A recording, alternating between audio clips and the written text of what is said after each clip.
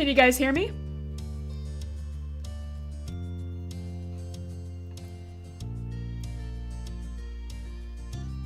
Okay, yeah. Sorry about that. The settings on my mic were actually set different because the settings from when I record and when I stream are actually different. So, yeah, everything I just said in the first, how many minutes has this been? Everything I just said is going to be completely off air, so that's gonna be fun in the VOD. So, just doubling back on what I said real fast. Can't believe I did that. I couldn't do anything without Yubi. I couldn't. Honestly, I am, oh wow. Glad I'm not a professional streamer just yet, man, because that could have been real embarrassing. Okay. Just going over what I said, this is part 2 to the game. That isn't the title too, but this is part 2 to our playthrough. We are playing as an indifferent character. We do not care about the love interest yet, but we will care about him in the next step of the game. Which is why I chose the answer that I didn't care. Okay, listen you. Amateur hour over here. Oh man. It's true, I am an amateur. I am new to this. It's gonna be a while before I get things. Okay. But yes, we are playing as an indifferent character, and we are also playing as a very, very clumsy character. Chat decided on this last time, so I am just continuing this until we get to the next step. So that's really all I had to say about that. And I chose a visual novel as the thing that we're streaming first because you guys can just hear me talk the entire time. And, you know, you get to hear my impeccable voice acting skills. Which aren't very good, but you know. Okay, that's all I said at the beginning. I do have an announcement at the end, but it's not like, I'm just announcing what the next stream is going to be. So, other than that, I will keep reading and pretend that you guys have heard me the entire time and that the mic has been on the entire time. Alright, let's get started! After hurting the group inside, Mr. Holden gave you all a wide wave with the arm that has the stingray on it. Have fun, kids! I didn't hear a single word you said because I wasn't listening. Listen, you! Why are you on this stream? If you're not gonna listen to me! Why are you here?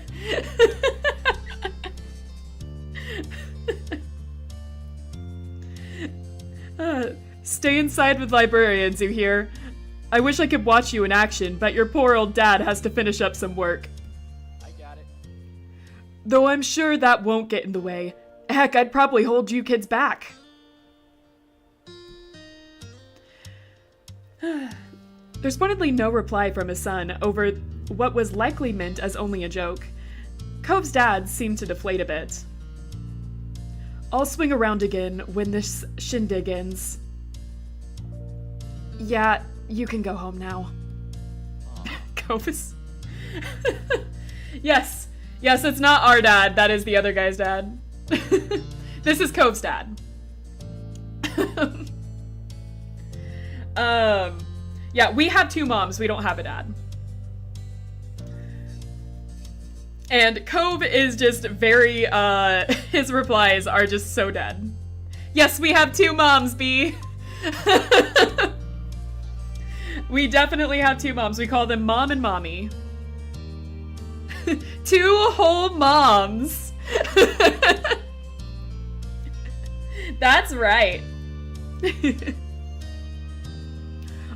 You don't have to throw me to the door. Your sister, already in full competition mode, cut him off. For once, Cove looked grateful she was there. Oh yes, and we have a sister named Lizzie who we think is dumb. Why does Cove look like he's training to be a fighting game protagonist? You know, we can actually change his appearance in the later steps. We can decide what he looks like. Not too much, though. Just, change his hairstyle a bit.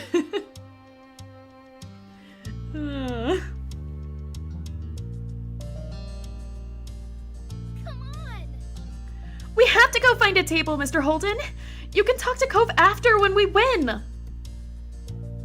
Okay. See you in about an hour. Have fun. Did I say that already?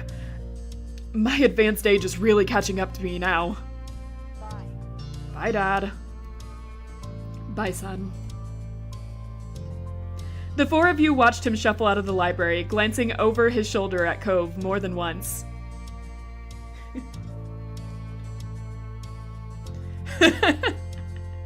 We don't know why his wrist is all busted up. We just met him like that. Bye, Mr. Holden. Thank you for bringing us. Thanks, Lizzie. I don't know what you're thanking me for. Are you copying Shiloh? Distracted, Cove was already glancing around the gigantic library. I want to go explore. What? I said I want to go look around and see what's in here. But the quest starts soon. That's why we came.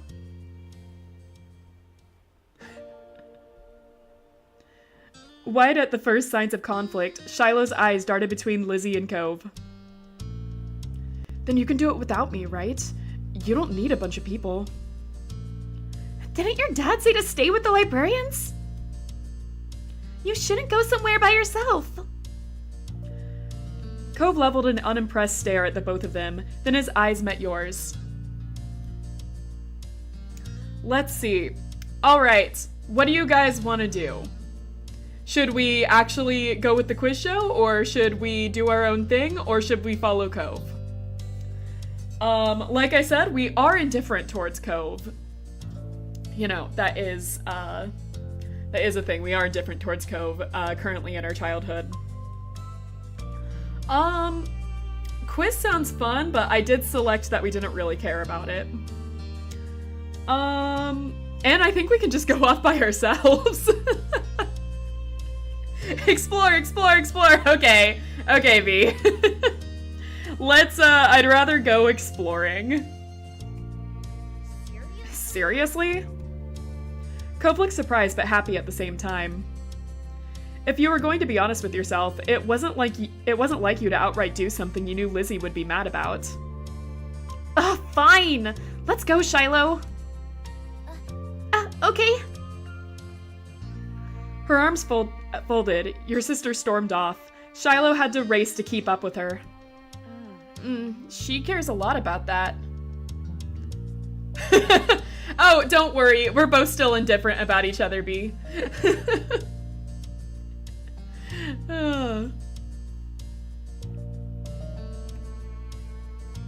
Uh-huh. Shiloh looks like a chihuahua trying to keep up with a horse. You couldn't help but laugh. Since you've been here a lot before, we could play hide and seek. Hide and seek? Not exploring? Yep.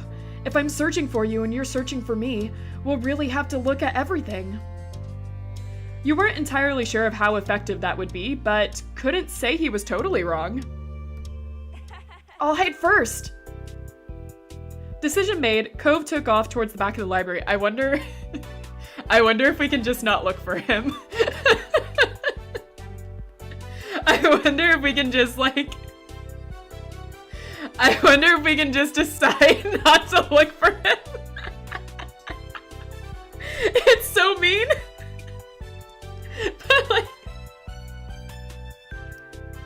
But we are supposed to be indifferent, right? Let's see. You'd already agreed to play with him instead, so you covered your face and waited for 10 seconds.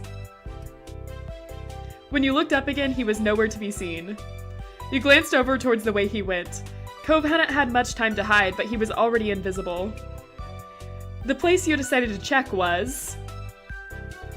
Okay, we have another choice here. So, I guess we do have to look for him a bit. At least. I don't know if there's a chance that we can just, decide not to look for him. Solar system, okay. Since you were the first one that commented, we'll go to solar system. Alright, behind the solar system model. Your library solar system. Wow. I'm not even drinking today and I'm messing up all of my words. Your library's solar system display was pretty neat. It had all of the planets, from the sun on out, and it had its own little section hidden in the science books. But you saw a tiny pair of familiar shoes poking out from under the earth, so you leaned around it. Hi. Hey. Oh, hey, he was there. Space, you found him. Or, I don't know if I was supposed to call you Space, actually. But you found him.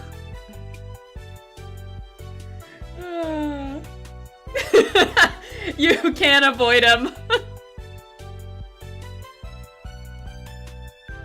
He turned back to the Earth and its tiny moon. From this spot, I think it's supposed to be a solar eclipse. It kind of blocks out the sun. You looked at it, tilting your head. He was right. This thing was something you always walked by, but you'd never noticed that before.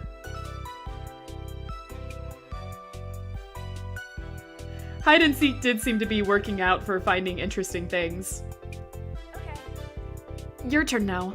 I'm gonna cover my eyes and count to 10. I promise I won't peek. While Cove had his eyes securely behind his palms of his hands, you went to go hide. Okay, we have another choice, man.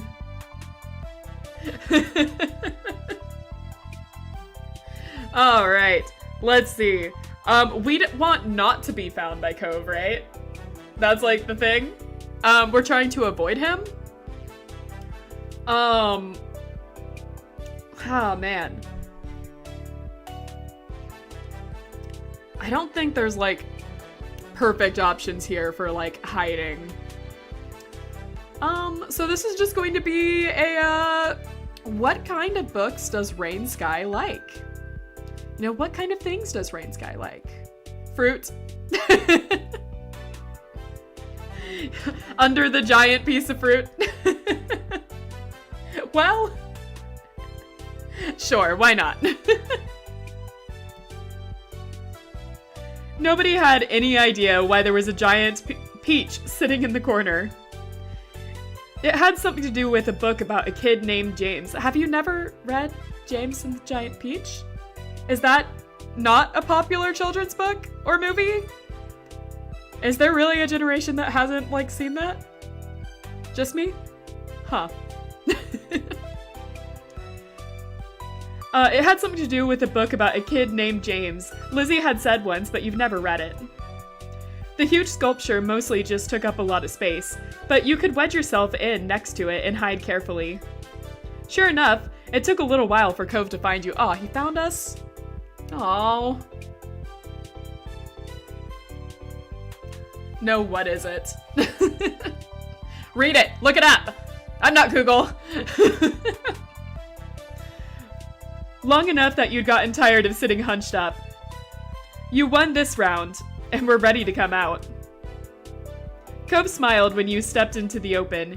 He was also glad for the resolution. Good hiding spot. I was about to start looking outside. Thanks! I'm pretty good at this. Imagine hiding outside. Imagine just going like, nope, I'm done with the library actually, and just going outside. Thanks, I'm pretty good at this. You grinned back as you brushed the debris off your clothes. Nobody had cleaned back there in a long time. Ew. Alright. It's my turn again. Start counting so I can pick a spot. Okay. Cove darted off before you had a chance to fully close your eyes. 1 Mississippi? When the time was up, he was long gone again. There was still a lot of good places to hide, so you figured he was... Okay, so we know Willy Wonka, but we don't know James and the Giant Peach. By Cove, you're boring and lame. Gonna play in the monkey bars with my 2 perfectly healthy, unbroken wrists. Jesus! Way to rub it into for him.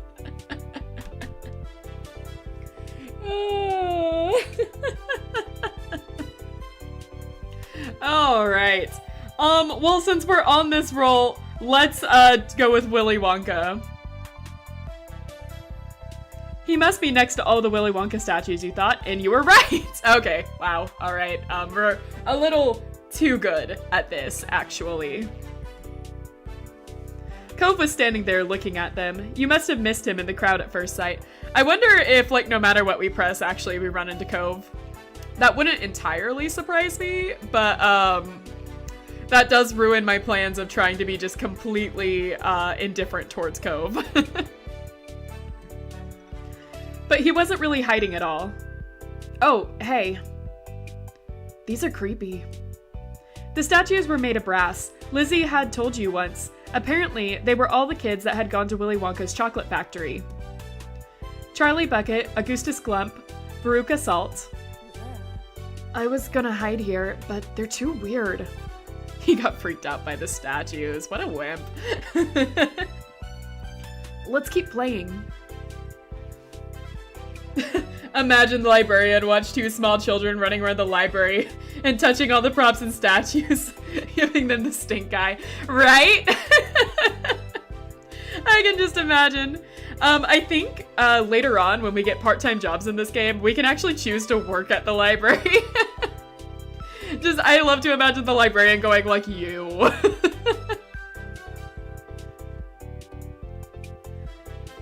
I need to do good in at least one round.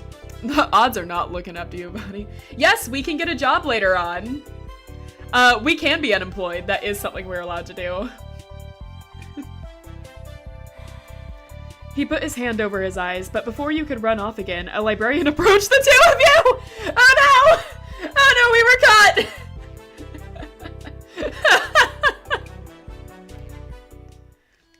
Kids, I've been looking for you. Cove peeked between his fingers at the stranger. Us? You must be Cove. Your dad told me he was waiting by the entrance. Cove blinked, mouth opening like he was going to say something, then glanced down at his pink cast. It was a pretty clear giveaway. Sure. Is my sister Lizzie with him? She's taller than us and has orange hair. You're ridiculously hot. I agree. I wasn't gonna say it, but I agree. You're Rain, right?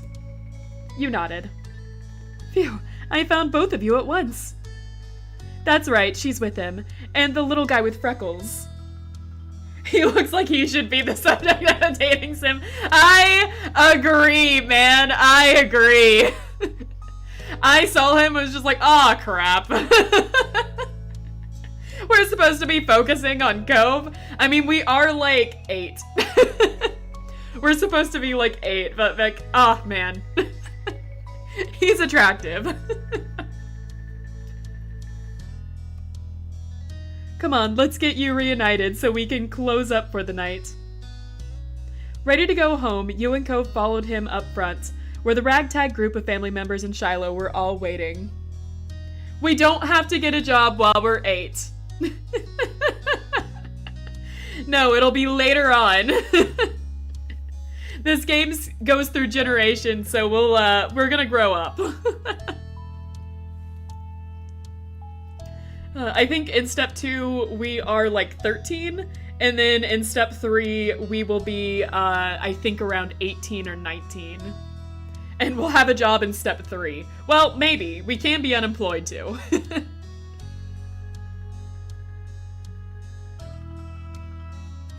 There you are! She was pouting. What if we ignored Cove all the way to adulthood? You can do that, but I kind of want to get a certain thing on here that I haven't gotten through the rest of my playthroughs. So I do need to be at, in order for that to happen, I do need to be at Crush in step 2. So we unfortunately will not be super indifferent towards him in part 2, but we can be standoffish still. We can choose to like ignore him a lot of times. But we do need to like at least have a crush on him. by step 2. We're going to lead him on, that's messed up. I didn't say we were gonna do that, I just said it's an option. Ultimately, I let you guys decide how we're going to act towards him. She was pouting. You could tell from all the way across the room, and it was only that much more obvious as you got closer. Ignore him into adulthood. Man, we're mean. Did you win? We came in second. Hey, gang. I thought you'd have been with them the whole time, Cove. I'm glad you didn't just go off by yourself, at least. Cove glanced over at you, then back up at his dad. Yeah. Me too. Aww. This is like the most... He hasn't really showed that many emotions to us this entire playthrough. This is like the most he's shown to us. That's another fun thing about this, for anyone that didn't watch part 1, is that Cove matches how we feel about him. So if we press that we feel indifferent about him at the beginning, then he also feels indifferent towards us. So most of the answers he's given me so far in this game have been very flat and uncaring. He does not want to hang out with me. So I was kind of surprised by this chapter that he was willing. A broad smile spread over Mr. Holden's face. That's... Even so, next time you should... Cove? Cove? Cove's dad glanced around, slightly frantic, but Cove, just like always, had snuck off without thinking to say anything. Cove! Cove, come on, buddy! He's leaving! Cove's trying to be the first one into the car! With a sudden burst of speed, Lizzie darted for the exit, still in Victor to be mode, even for something like a race to ride in the front seat.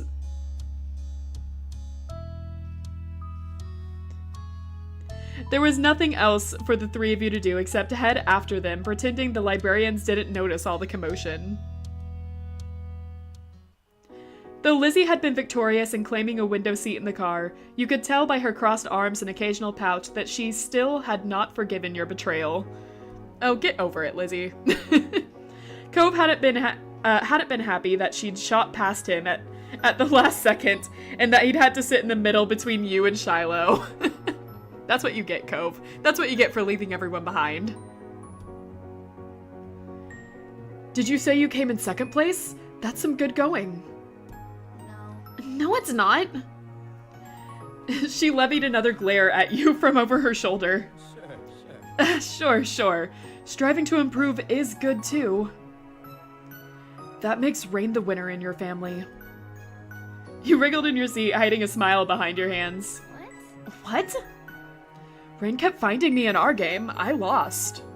That's right, Cove.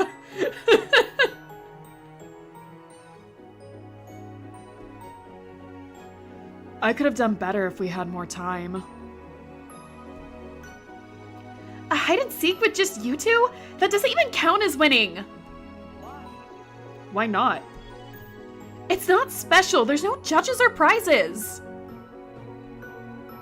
You eyed the seat that she'd fought so hard to win.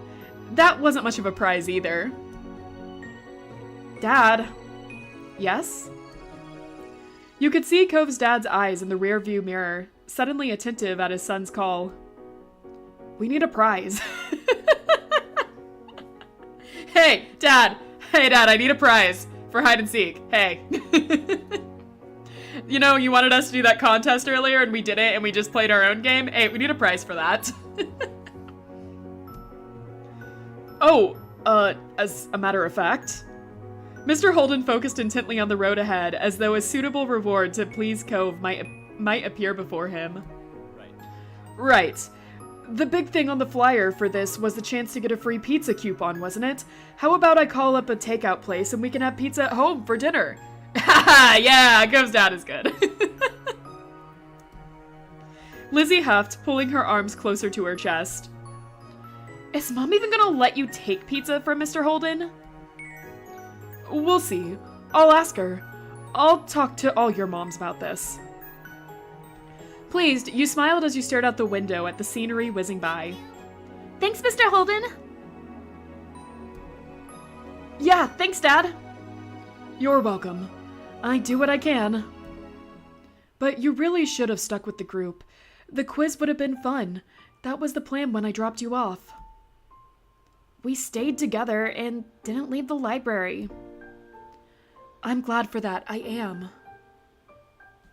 How many moms are there? Well, there's 2 moms for me and Lizzie, and then Shiloh has 1 mom. Cove does have a mom, but we don't see her in this step because they're divorced.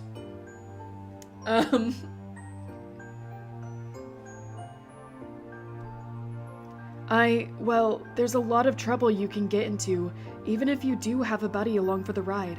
Just be careful next time. I worry about you, and I bet Rain's parents wouldn't want her to run off unexpectedly either. Okay, son? Okay. That's my boy.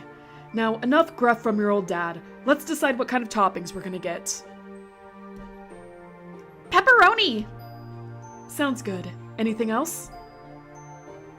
And the conversation continued from there, with debates on what was the best to put on pizza for the rest of the drive. Oh, hey! Hey, Har, welcome, welcome. Old. Oh, whoops, whoops, whoops. Skipped past, skip past. Go back. Alright. Mr. Holden wanted anchovies, and the other 3 kids in the car had to band together to explain how gross they were. The way Cove's dad laughed up in the front seat made you wonder if he was doing it on purpose. Look, I wasn't trying to skip, okay? I'm using a pin to play this game. Sometimes the double click just happens. Still, the promise of pizza was appealing, even if it did have to come with a mandatory side order of Cove. You were glad you decided not to do the quiz this time, and were already getting curious about how things would play out next year. Alright, and here we go to the next part. Man, I'm hungry, right? Now I want pizza. Alright, Ghost. The night was incredibly still. You really couldn't ignore how silent it was. It was almost eerie. You could even hear Lizzie snoring in the next room over. It was hard to believe how much of a blur today was. Summer sure did slip right past you.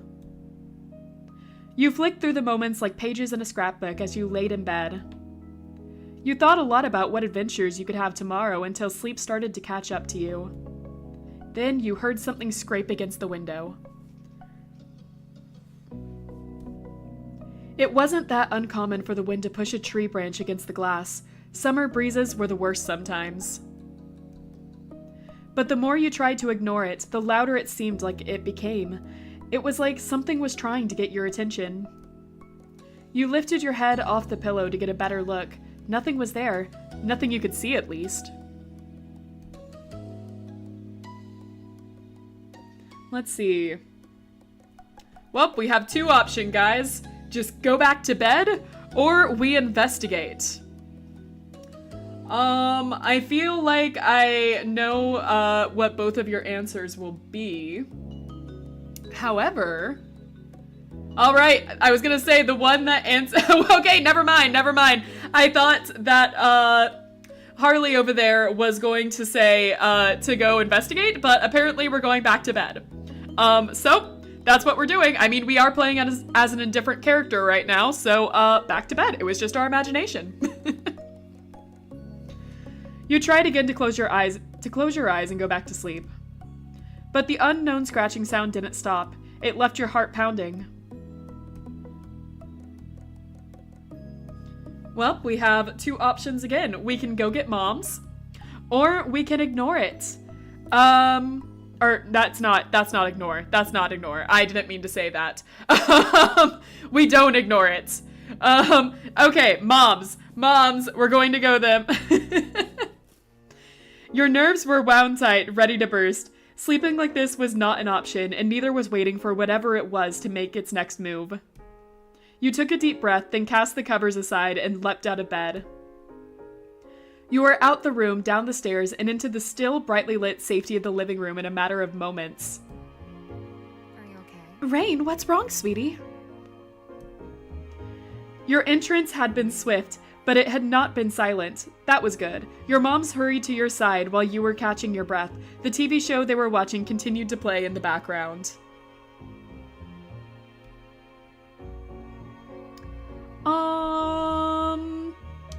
Let's see. Well, how scared are we, man?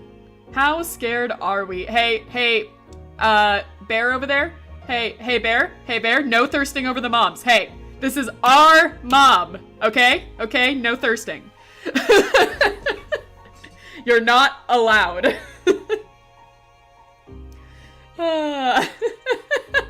Hey, stop that expression. Stop that expression in the chat. Stop that expression. We're not allowed. You are not allowed to thirst over the moms, okay? I'm not allowed to thirst over Cove's dad. You can't thirst over the moms. All right.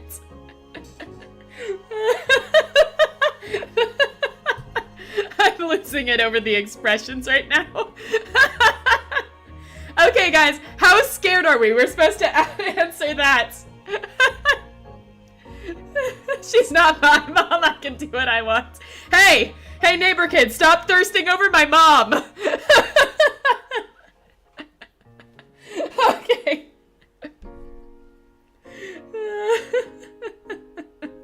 I think both of our moms are here. We can talk to both of them.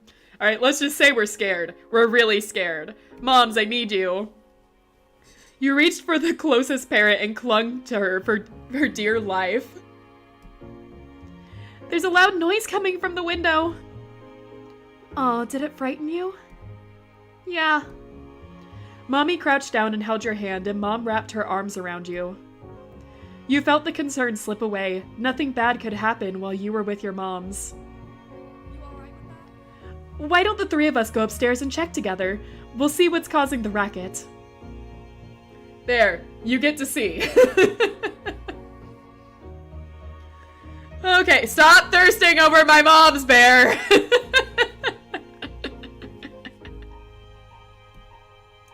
Good plan. Rain, can you be brave and show us where the sound was coming from? We want to be extra specially sure that we've checked thoroughly. Bear, stop it.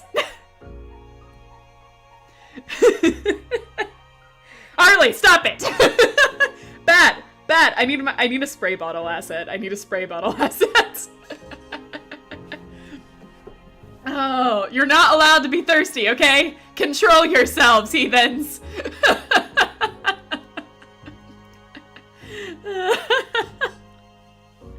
You nodded. Mom released you from the hug with a proud look. You led them back to your room, still clutching Mommy's hand. Stopping in the doorway, you pointed to the window. It came from there, but I couldn't see anything. I'll go investigate. She flicked the light on with a click. Your heart leapt in your chest as Mom approached the window, kneeling on your bed. She made a show of inspecting the area from every angle.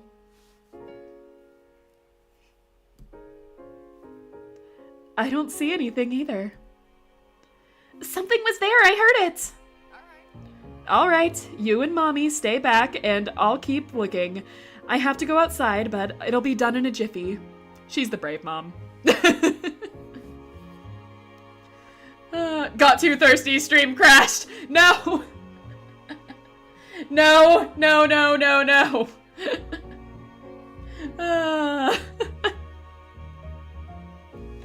If it is the wind...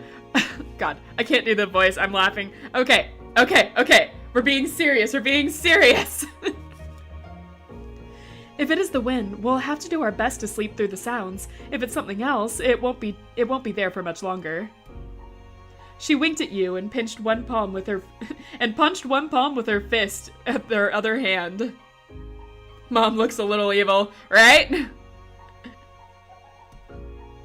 Wait. Oh, hold on. Oh god, there's some cute answers. Oh no. Some of these answers are really cute, actually. You gave her a stuffed animal. She didn't punch you, she punched her palm. Oh, you gave her another hug. Paper. Give her paper. It's the roll of paper, though. Oh, man. Okay, you guys are arguing here, but I honestly, the stuffed animal answer is so cute. I really think going with the stuffed animal here. It's so adorable. And we're not indifferent towards our mom. I'm sorry, Harley. I'm sorry. You're outnumbered here. My vote counts. You stepped into the room and rummaged in the drawers next to your bed. If Mom was going to leave the house, she shouldn't have to be by herself. Oh, that's so cute.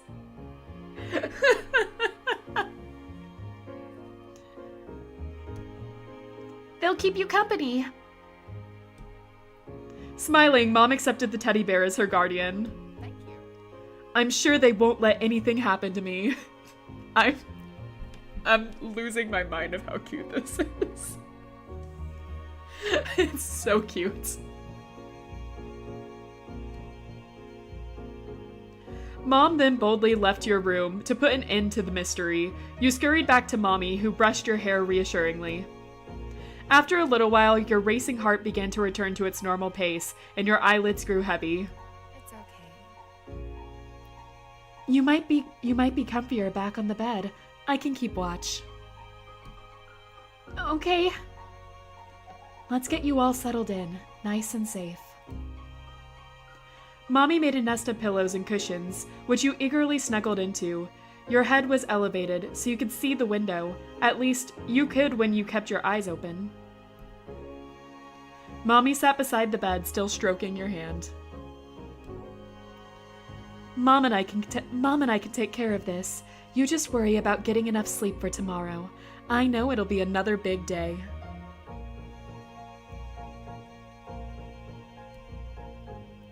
Before you could even think of doing otherwise, you drifted off to sleep. When you woke up the next morning, it took a few moments to remember the events from the night before. Your moms weren't there right now. I think we feel better after that experience, though. No famous last words. It's fine. It's fine. This is a cute game. I'm sure nothing happened. Okay, nothing happened. Stop worrying, Bear. Nothing happened. Alright, I'll press worried for you. You never saw Mom come back in, and now Mommy was gone too. What if something happened?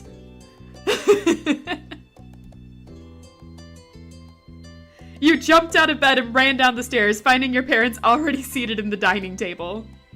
Mommy with a giant cup of coffee in her hands, and Mom with her nose in some papers. Look, they're here. They're both here. You were immediately relieved at the familiar sight. How are you? Good morning, honey. Were you able to sleep well?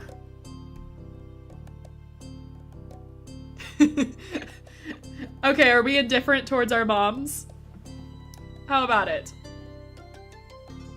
Thirst over them. They're our moms! We're not going to thirst over our moms. Shrug. Alright, we're playing indifferent. You gave a non-committal shrug, not really remembering the prior night. You had been asleep. How could you know if it was good or not? Oh, Bear. Just that, no! Sorry, I go over what I see first. Or if I think it's funnier. Mommy was still looking at you, waiting for an answer, so you mumbled a little as you shuffled towards the table. I guess. Apparently satisfied, she took a long sip from her cup. Sit down and have some breakfast while the toast is still warm.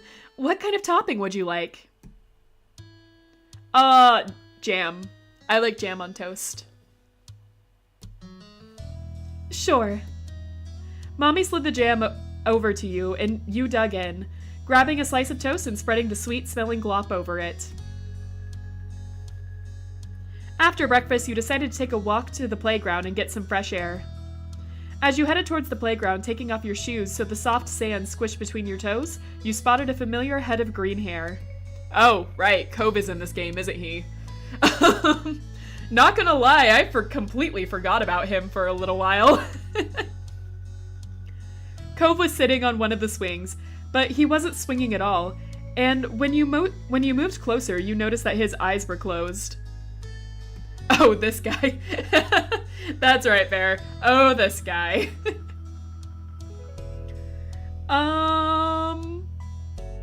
Okay, I either want to press you poked him or shook him. I think shaking him is funnier. Make the noise? I guess. You guys are telling me to make the awkward noise. Okay. Let's make the awkward noise to get his attention. You cleared your throat repeatedly, getting louder and louder each time until finally he stirred. When he opened his eyes, you jumped back, pretending not to have done anything at all. Smooth. Then Cove yawned and pushed his glasses back up to his nose, blinking sleepily against the bright sun. Were you asleep? I think so. I'm tired. I didn't sleep very well last night. There were these weird noises outside. You look at him in shock, your heart beating faster in your chest and your palms beginning to sweat. Could Cove have heard the same thing as you? Brag to them about your two hot moms. Bear! Bear, what did we talk about? No! Get out! No thirsting! Stop it!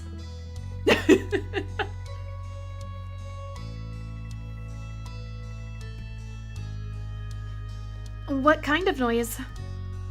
Cove was quiet for a moment, his nose crinkled in thought. Like scratching. Like clawing against the side of the house, trying to climb up it. I went outside to check. Let's see. We're not gonna say he's brave. I mean, we're supposed to act indifferent on him right now. So let's see. Probably something like that was risky, or what did you find? Rude. We're playing indifferent towards him right now, Har. I don't know if you were there for that, but but the title of the video says it all. Let's see. We'll go with the second one. Must be hard not having even one hot mom to check for monsters for you. Let me tell you, Bear. His mom will meet in step 2. His mom is pretty hot. Let me just say.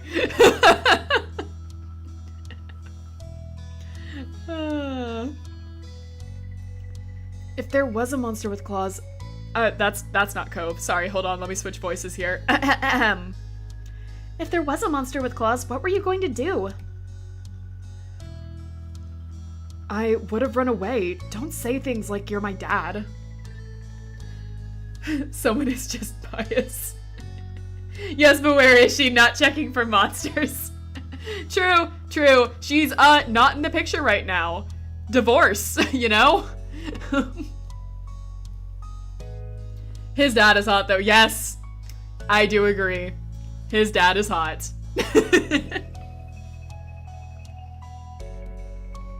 Cove was annoyed, but you knew more than ever that you had been right to stay inside when you heard the noises too. What if something bad had happened to Cove? I was just asking. Did you find anything? Cove shrugged simply at the question, his mouth set in a grim line. Okay, Har, your thirst is showing, but yes. Cove's father is single.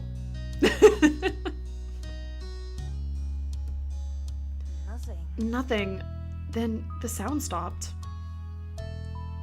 That's disappointing. You huffed a breath, hoping the answer would have been more exciting than that. There was no way you had wanted to venture outside to see what it was for yourself, but if Cove had if Cove had found out, you would have been interested. After that, the rest of the afternoon went by pretty normally, with Cove and you spending a little more time at the park together. That evening, when it started to grow dark once more, you thought back on what Cove had told you, how he didn't find anything outside his house during the night. Whoops, hold on. You don't see that. You don't see that. I'm messing things up. You held on to that memory, letting it comfort you and keep you brave when you went to bed, knowing that you had nothing to fear. Aww. That was cute. We completely ignored Cove that entire chapter. That's how it goes. Okay, barbecue. I do have a question real fast, guys. How is the stream going for you? Just in terms of quality here? Not quality for me, but like in terms of what you're seeing. On my thing, it's saying that the connection is still good. But when I'm looking at the preview, it looks a little janky. So I'm just making sure that everything is still okay. I'll adjust things as I go. So we'll see. We'll keep an eye on that. Just let me know if anything looks weird. All right, barbecue. You've been brought along to the big park today, which did an excellent job of living up to its title.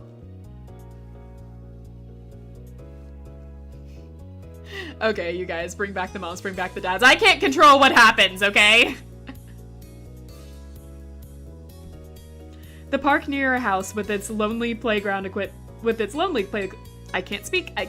Wow. Okay. The park near your house with its lonely playground equipment wasn't even a quarter of the size of the expanse of grass and trees that lay before you now. As it was the next town over and too far for you to walk by yourself, you didn't get to visit it much, and so you soaked up the environment.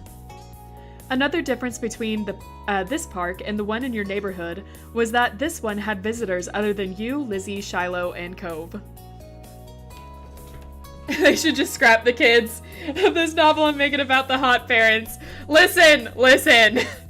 I would be interested if GB Patch decides to just make a dating sim over the parents.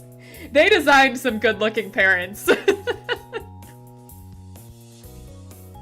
Today it was the busiest you'd ever seen it, thanks to the community get-together, luring people in from all over the local area with the premise of barbecue and fireworks.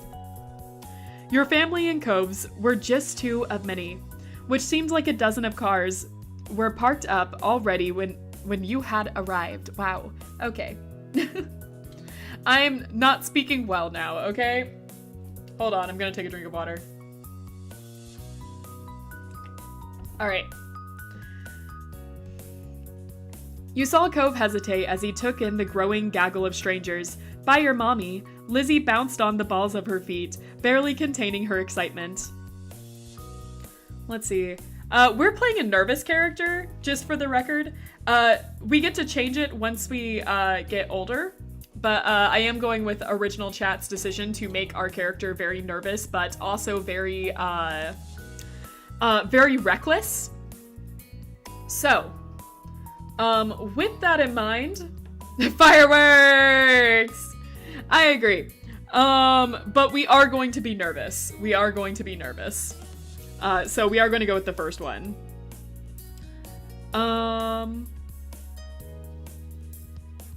But you couldn't avoid coming to the event. Mommy had told you that the people running the community Mommy had told you that the people running the community event weren't charging for it, but she wanted them to get something in return. Which is why you'd not been allowed to touch the beautifully iced cupcake she had carried on her lap during the drive over. It was a special treat for them. Every time the car made a turn, she'd clutch the box tight enough for her knuckles to strain, much to everyone else's amusement. Mr. Holden's contribution to the party, a huge pack of juice boxes, was tucked under his arm after being retrieved from the car's trunk. Every time you say mommy, I think of your last video. The Poppy Playtime one? Yeah, please check out that video if anyone is interested.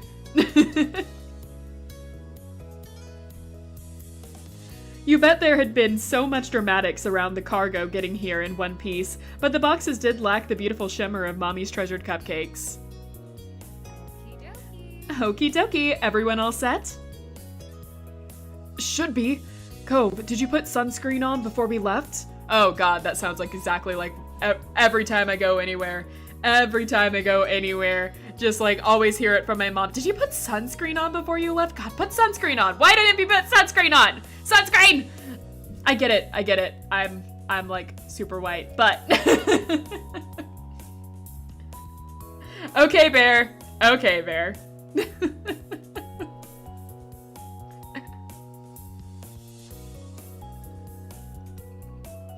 Yeah, I always do. You don't have to tell me.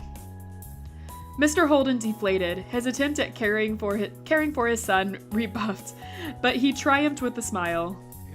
Good kid. I don't want you getting burned or dehydrated either. It'll be a busy day. Well, Don't think there's going to be any risk on the second part.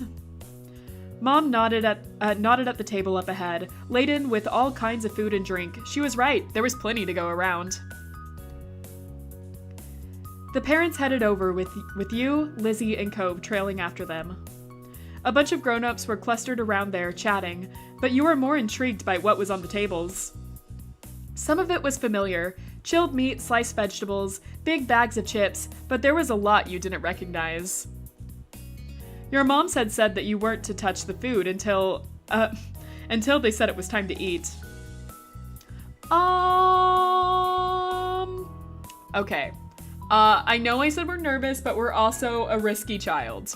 We definitely take risks. So on that note, I think we should sneak some. If you could nab something and pop it in your mouth without anyone noticing, no one could be upset. You chose to grab. Ooh, okay, we can choose here. All right, hold on. Let's think about this. I'm not, ooh, cocktail sausage looks good. Or potato chips. Hold on. Okay. Okay, so, Bear just wrote in the chat, saying that she just read the game's description, and, Cove's dad, did try and bribe us to be friends with Cove. However, we ran away from him because stranger danger, so we did not get the money to be friends with Cove at the beginning. But yes, in the very first chapter of the game, he does try to bribe us to be friends with Cove. But, it didn't work out. And yet we get in the car with him. We get used to him. Alright, we take the meat. You put the whole thing in your mouth and chewed as surreptitiously as you could manage. Cove definitely caught what you were up to. Luckily, he seemed to think it was funny and smirked quietly. You saw that Mommy and Mr. Holden had deposited the food and drink they'd brought. Mommy gave the cupcakes one final worried look before turning to you with a smile. Since that's the topic at hand, how about we freshen up with something to drink? yeah! That'd be great. Along with the ones out, there was a giant ice cooler on the ground stuffed full of cans of soda, boxes of juice, and milk, as well as bottles of water. Your drink was... as a kid, my drink would have been soda, admittedly. I was pretty big into soda. But the healthy option is water or juice. Not milk. Milk is gross. I don't support milk. This is brought to you by the anti-milk gang. So, I'm gonna go with juice, actually. You slurped the sweet juice through the straw until, all too soon, you were sucking up only air. Your little group took a break while everyone quenched their thirst. Mr. Holden smacked his lips, pantomiming enjoyment. What is this anti-milk propaganda? Listen, milk is gross, okay? I don't like milk. Milk is icky. That hit the spot. But you kids should go have fun. You can take your stuff with you and join the other kids playing games. Just don't go too far from the tables. We'll be keeping an eye out, so don't even think about sneaking off. We're not going to other parts of the park today. Lizzie huffed at their comments. They did sound directed at her, but she scanned the surroundings, nodding her head towards a group of kids like in a general direction directing their battalion. She pointed that way. Why was that sentence so hard for me to say? Wow, I am losing it. I haven't drank anything today, but I am losing it. Come on! Let's go over there! Cove's mouth was downturned as he looked from the parents and the other adults to the new kids, clearly not favoring either option. But ultimately, he hunched his shoulders and tagged along after Lizzie. I'm sticking with my parents. I think most of you can approve with that idea. Because we felt too nervous, because that's what we've decided. You want to stick around, Rain? You nodded, turning away from the other children, and scooted closer to your moms. You found it hard enough to speak up in front of those you did know. Hanging around with a bunch of strange kids was not something you could manage today. Mommy patted your head, her hand a reassuring presence. We'd be delighted to have you with us. It's not a bad choice, we're fun too. Right. Though, if it ever gets boring, don't feel bad about ditching later. We can take it. Oh. Is that your plan, Cliff? I'm not sure. We'll see if there's ever a chance to get away. The parents laughed together, and you smiled along with them, even if it didn't seem as funny to you as it did to them. It wasn't long until your moms had spotted people they knew, eagerly greeting them and striking up more conversations. Lots of people seemed to have very keen to ask after you too. A few of the faces were ones you knew, many you didn't, but you found an unnervingly high number of those who claimed to have met you before. Your moms had to chip in to help you out, letting you know that this was so-and-so from such and such, and that you'd last met when you were in kindergarten or preschool or even diapers. You had no idea that you'd had such a wide social circle as an infant. All of these people appeared to want to talk to you about the same thing, how much you'd been doing lately, if you were having fun at the event, and how much you had grown.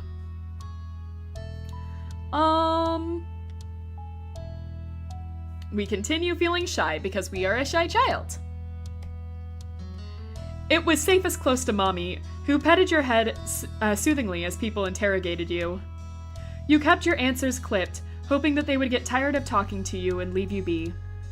As your moms launched into a discussion with someone about the town's infrastructure, whatever that was, your eyes started to wander around. You spotted Cove's dad. He was close by, exchanging a series of questions and answers not unlike the ones that had been posed to you. Instead of asking if he'd grown up or what school he was in, they were asking if he was new here, when he'd moved to town, and what he did.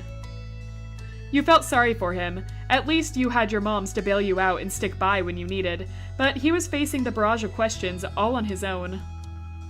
The process repeated itself some more. He didn't have the same rapport with people that your parents did, probably because he was still so new in town that he didn't know anyone yet. You saw that he struggled with one question in particular, if he was unattached. It didn't crop up in every conversation, but when it did, he fumbled for an answer before giving a response that didn't clear much up. Something about unavailable, being a better word to talk about that sort of thing with him. What was the difference? After losing interest in watching Cove's dad go through the same motions, you looked around to see what else was going on.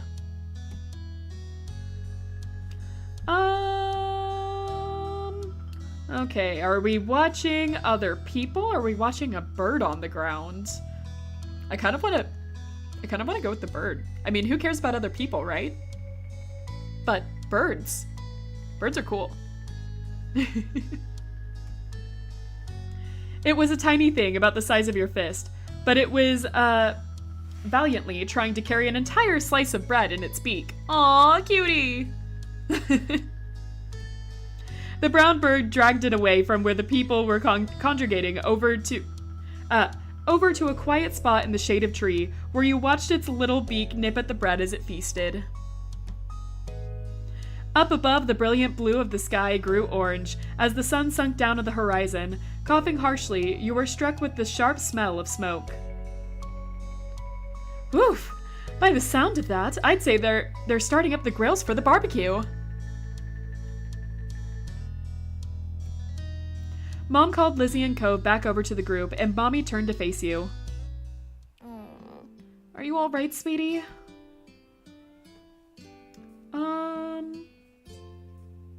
Just outright say no. Like, no, I hate this. Why are you making me be here? I can't stand it. I think we can be like a little more comfortable as it went on. I think we can be fine. So I'm gonna say that, yeah, we're okay. Confident? You want me to be confident? Okay. I can do that. Are you sure? No one needs to go up to the grills if they don't want to. Just let me know what you need. Mommy is sweet. Mommy is so sweet. There was no response from the other two kids here. Aww, this is cute. Can you please get it for me? That you hung your head, moving no closer to the smoking grills. Aww. Alright.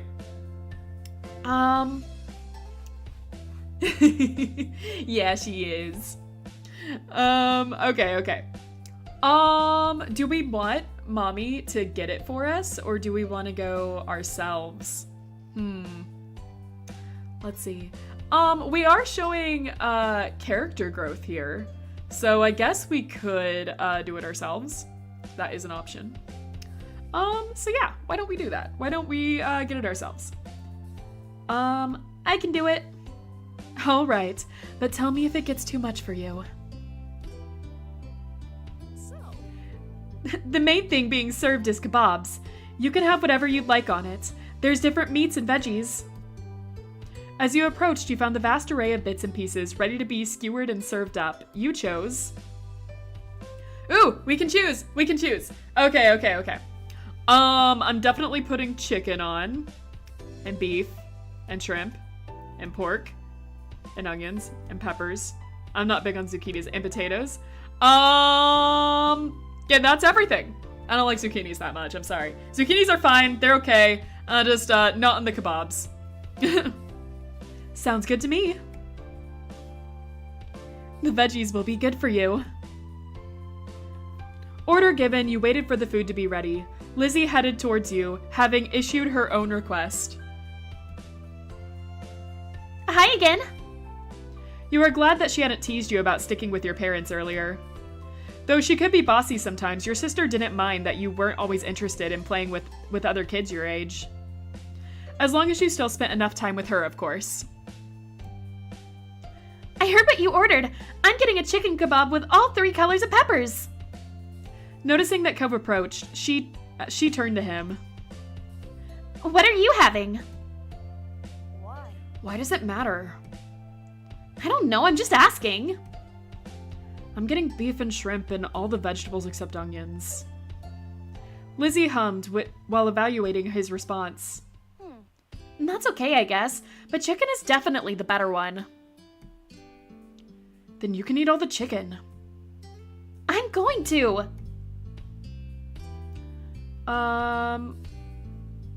This is a stupid argument. No, I want some of the chicken too. Oh yeah? I can let you have some still. You're welcome. Lizzie peered over at the grills where the kebabs were being handed out. A growing assortment of kebabs collected in your parents' hands. They're coming over. Don't get jealous of mine when you realize you made the wrong choice, Cove. I didn't make the wrong choice.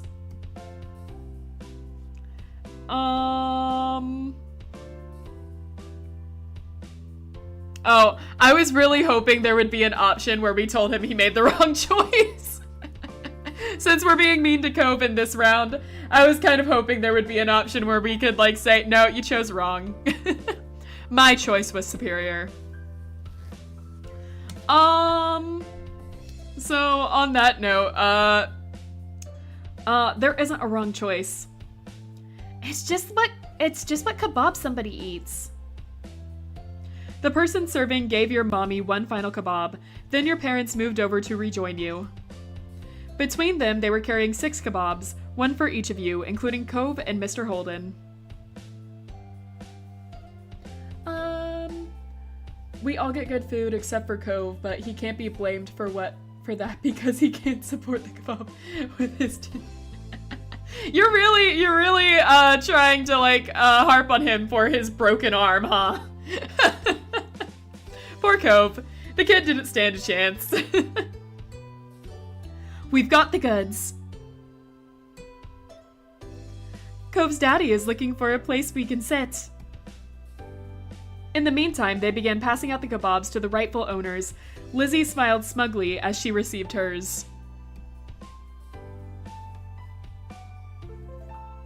You know why Cove's bones are so weak? Tell me why. Go ahead, Bear. Go ahead and tell me. Because he didn't drink milk. Listen, that's not why. That's not the reason. Milk is gross. Milk is gross and I won't tolerate that here. Okay, Harley, tone down the thirst. Turn it down. My gosh, I'm gonna send you guys to jail.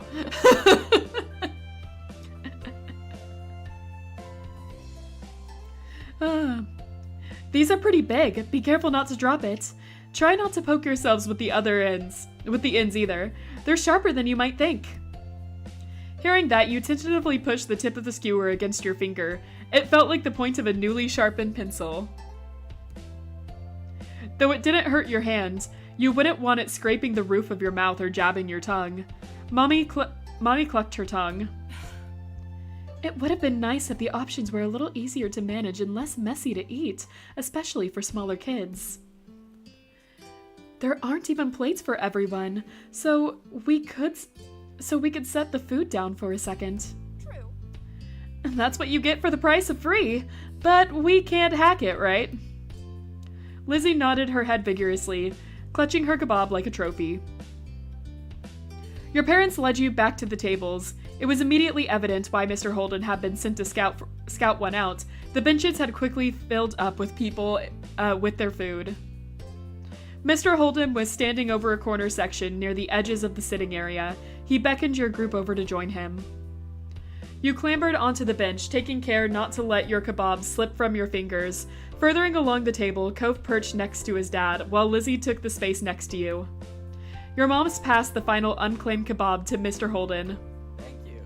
Thanks, this looks delicious. Thank you for getting us a space out here. Everyone tucked into their food. Though you didn't think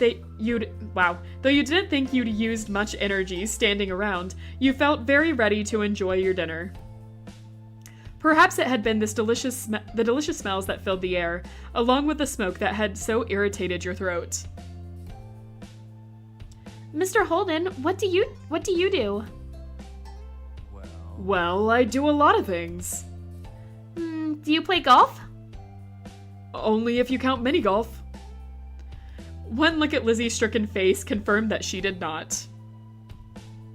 She could enjoy the occasional round at a mini golf place, especially if she had an audience to impress, but your sister took her passion very seriously. Even then, it's been years since I gave it a shot. Cove groaned at the feeble pun. Mom chuckled. You weren't sure if she was responding to the joke, Cove's annoyance, or Lizzie's offense. Don't worry about it. Just as well. She'd be dragging you to the green every week. That's because I've got dedication. You need a good drive or two to get far. Mr. Holden nodded, clicking his tongue in appreciation. Cove looked from his father to your sister, lost in the conversation. Outclassed in golf and wit. I don't get it. More golf stuff. You should give real golf a try. Maybe I'll even teach you some tricks. Don't try to change my dad to be more like you. Lizzie gave Cove a dirty look at the accusation. Mommy felt the need to move the topic ahead before it got heated. Nice. That's really sweet of you, but I'm sure Mr. Holden is busy. He might not have time for another hobby. Yeah, I don't think I'm made for that. Still, the offer is appreciated. Why? Then tell me something you really do already. You just go away every day. I like scuba diving, though with the business, that's more work than play these days. Surfing and reading, snorkeling.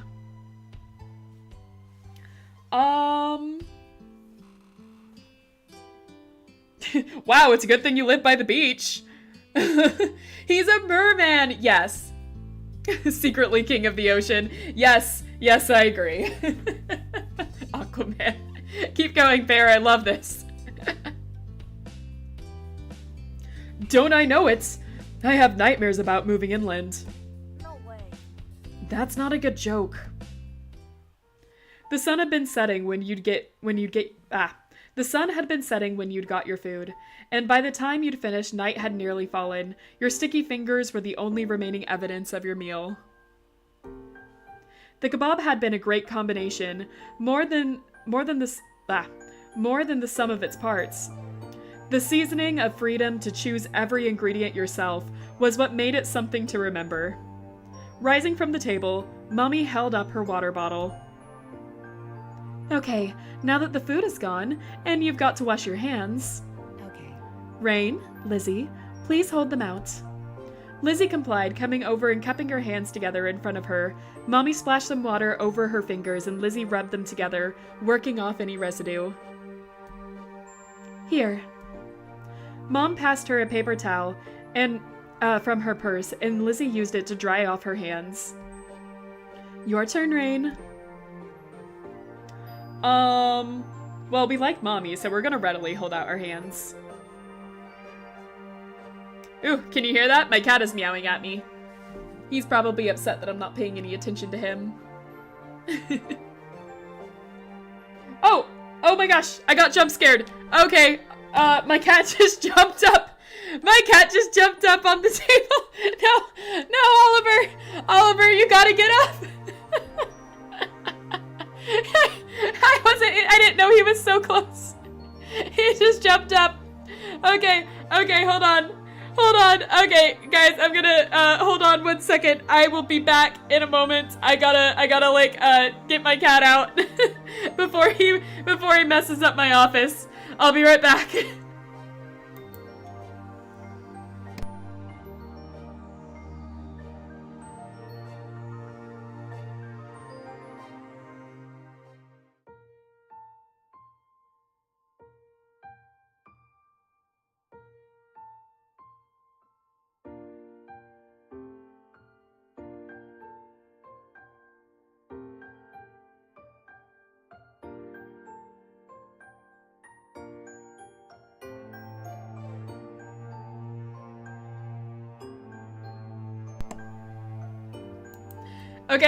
Okay, I'm back. Okay, I just had to kick him out for a little bit.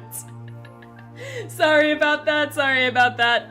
Oliver is my sweet kitty, and he sometimes comes in here and just knocks everything off my desk. I heard him, but I didn't realize he was so close, and he just jumped right in front of me. I pet him a lot, Bear. Of course. He's my sweet baby boy. But he is a being of destruction and chaos. So before he could destroy anything, I did have to kick him out. I'm not neglecting him. Oh, man. I'll give him some treats after this stream, after I had to block him out like that. Alright, let's continue. Copying Lizzie, you washed your hands, taking care to clean every crevice between your fingers before wiping them dry.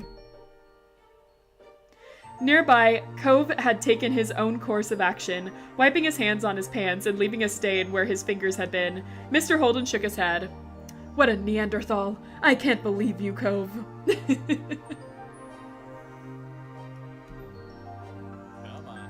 Let's clean that off, pal. He scrubbed at the fabric with the scrunched up napkin. Dad, it's not that bad. When everyone was cleaned up, or as clean as they could be with the limited facilities, Mom spoke up. Let's go make one last check at the coolers and restock our drinks before the fireworks show. No time! We have to get a good spot. Everything's gonna be taken. How about I go ahead to save space again? You can meet up with me in the field after getting the drinks. Then I'm going with Cove's dad. I'll find the perfect place. Okay. Sure thing. I could use an extra pair of eyes.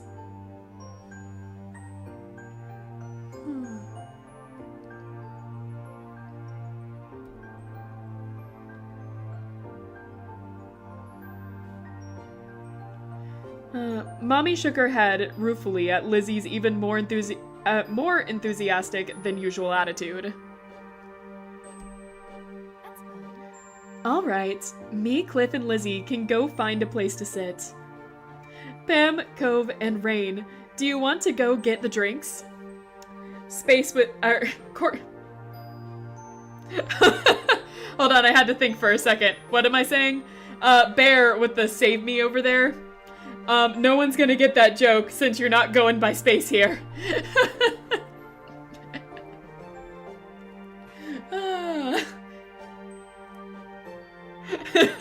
An audible arrow for LMAO. Yeah, that's about right!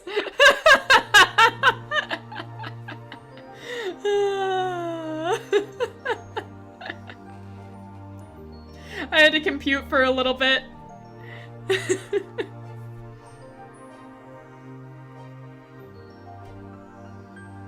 Okay. I lost what we were doing for a second, because of, all the processing I just went through talking to Bear over here. So, hold on. Are we deciding, to go with Mommy or not? Alright, yeah, we are. Okay. We nod. As Mommy, Lizzie, and Mr. Holden headed off, oh, wait, Mommy's going with them? Oh, I wanted to go with Mommy. Okay, well, I guess I'll stick with Mom. As Mommy, Lizzie, and Mr. Holden headed off into the wide open field where the fireworks were being set up, you joined Cove and Mom in returning to the cooler where you'd picked up the drinks earlier. Man, we are not doing a great job at avoiding Cove in all these chapters, are we? We did a great job of it last stream, but we're not doing such a great job of it in this chapter. Even as you approached, you suspected you wouldn't find much in it. Where it had originally been stocked to the brim, it was now half empty. The ice which had cushioned the drinks and kept them cool was largely melted, with only a handful of pieces floating like tiny icebergs. Slim pickings. The drinks had remained locked to the, wow. Okay, hold on. Let me just, recompute here. The drinks that remained looked to be bottles of plain water, but you caught a glimpse of something more colorful in amongst them. Mom rummaged around in the cooler, excavating a couple of juice boxes from the bottom in the process. Aha! Rain, Cove, you can take one of those if you want. The perks of helping. Of course we're taking more juice. All right. Cove hesitated, but decided to take a juice box for himself. When you were each loaded up with your chosen drink, plus an extra bottle or two for someone else in the group, Mom's phone started to ring. She juggled the water bottles over into the crook of her arm and looked at the caller. It's Mommy. Hold tight while I get this. How are you? Hey, hon, how's it going? Did you find our perfect spot already? She nodded along to the call, punctuated by uh-huhs as Mommy gave her directions. Catching your eyes, she gestured towards the grassy area. We've got a place. Come on, we better hurry before the show starts. You and Cove jogged after your mom, who led you through the field and the separate groups of people assembled there, back to the rest of your families. Hello, we're here. And we came bearing drinks, though there wasn't much left. The three of you handed over the spare drinks. You gave Lizzie a bottle of water, but she only had eyes for your juice box. Lizzie! Rain and Cove have juice! Whoops. They helped get the drinks. You got to pick where you got to pick where we sat. Don't be selfish. I'm not! Good. Then you're going to thank us for bringing you your very own water bottle. Thanks. Once everyone had been equipped with a beverage for the big event, you sat on the grass near your family and waited for the magic to begin. Most people in the park had taken a seat now, with a few stragglers silhouetted back at the table in the distance. A few rambunctious kids were still dashing about, but their numbers was steadily decreasing as their parents called them over and restored order. Someone bearing a cardboard box weaved between the groups, pausing every so often. You nudged Lizzie and pointed. What are they doing? It looks like they're handing something out. I can't make out what it is. What a pickle. I hope it's not drinks. Mommy chuckled, but Lizzie and Cove were now watching the bestower of mystery goods keenly. Are they going to come on to us? Or going to come to us too? Come on to us. Wow. Mom softly put her hands on top of your sister's shoulder as she glanced. Can't speak. As she feared Lizzie might bolt over to the stranger. Lizzie didn't even glance at her, eyes locked on the potential prize. I don't know. In that case. We'll have to wait and see. Intrigued. Studying the man with the box closely as he gradually meandered nearer, you could make out that he was handing out small items to most of the groups he stopped at. They seemed too short to be water bottles, but beyond that it remained a mystery. Then the box man made his way to your group. Evening, I'm handing out dessert. Any takers? There's dessert? Lizzie squealed, hopping off the ground. The man chuckled. Ah! These little mini ice cream things! I remember eating these a lot when I was a kid. I'm gonna take that as a yes. Ice cream's on the menu, vanilla flavored with a twist of either chocolate or strawberry syrup. Nice. Nice. None for me though, thanks. Same, but the offer is appreciated. I want chocolate! Can I have strawberry? And a strawberry for me too, please. Now you are going to have to make a decision. Chocolate or strawberry? I'm a strawberry person, guys. I'm gonna tell you now, I'm a strawberry person. Oh no. Oh no, the option where you pull on your mom's shirt, that's so cute. That's so cute. I'm ignoring you, Bear. We're not picking chocolate. I already said that. I want to pull on mom's shirt and say strawberry. Oh, and a third strawberry for this one here. Bear, stop spamming chocolate. We're not getting chocolate.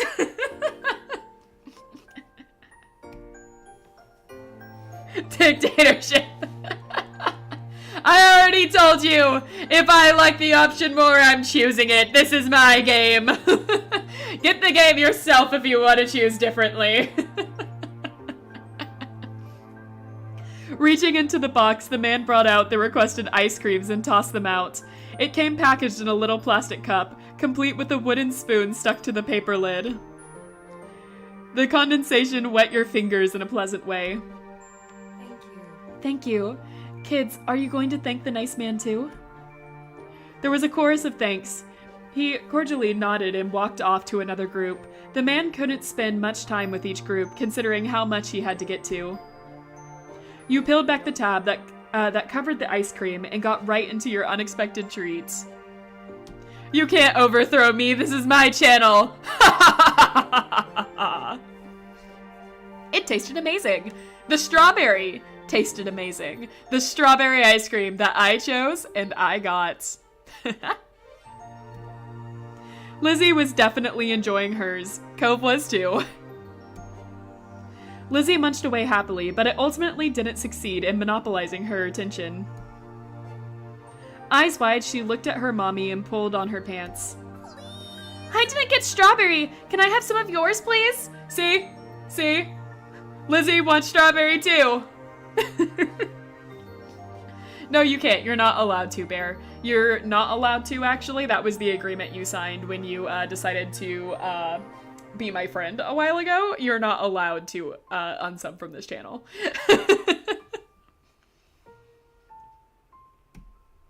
Of course. Of course, sweetie. Lizzie cooed with excitement as Mommy presented her with a dollop of the ice cream and syrup mixture. Licking her lips, Lizzie lapped it up. Mommy, come on now. Lizzie has all the ice cream she needs. She simply laughed and pinched Lizzie's cheek, then dug her spoon in again and held it out to you. I just can't resist. Rain, would you like some of mine? What, is that what the paper said? Yes, it did. That is in fact what it said. That's what you agreed to. She's already got that flavor. But that's not the same as getting a little extra from your mommy.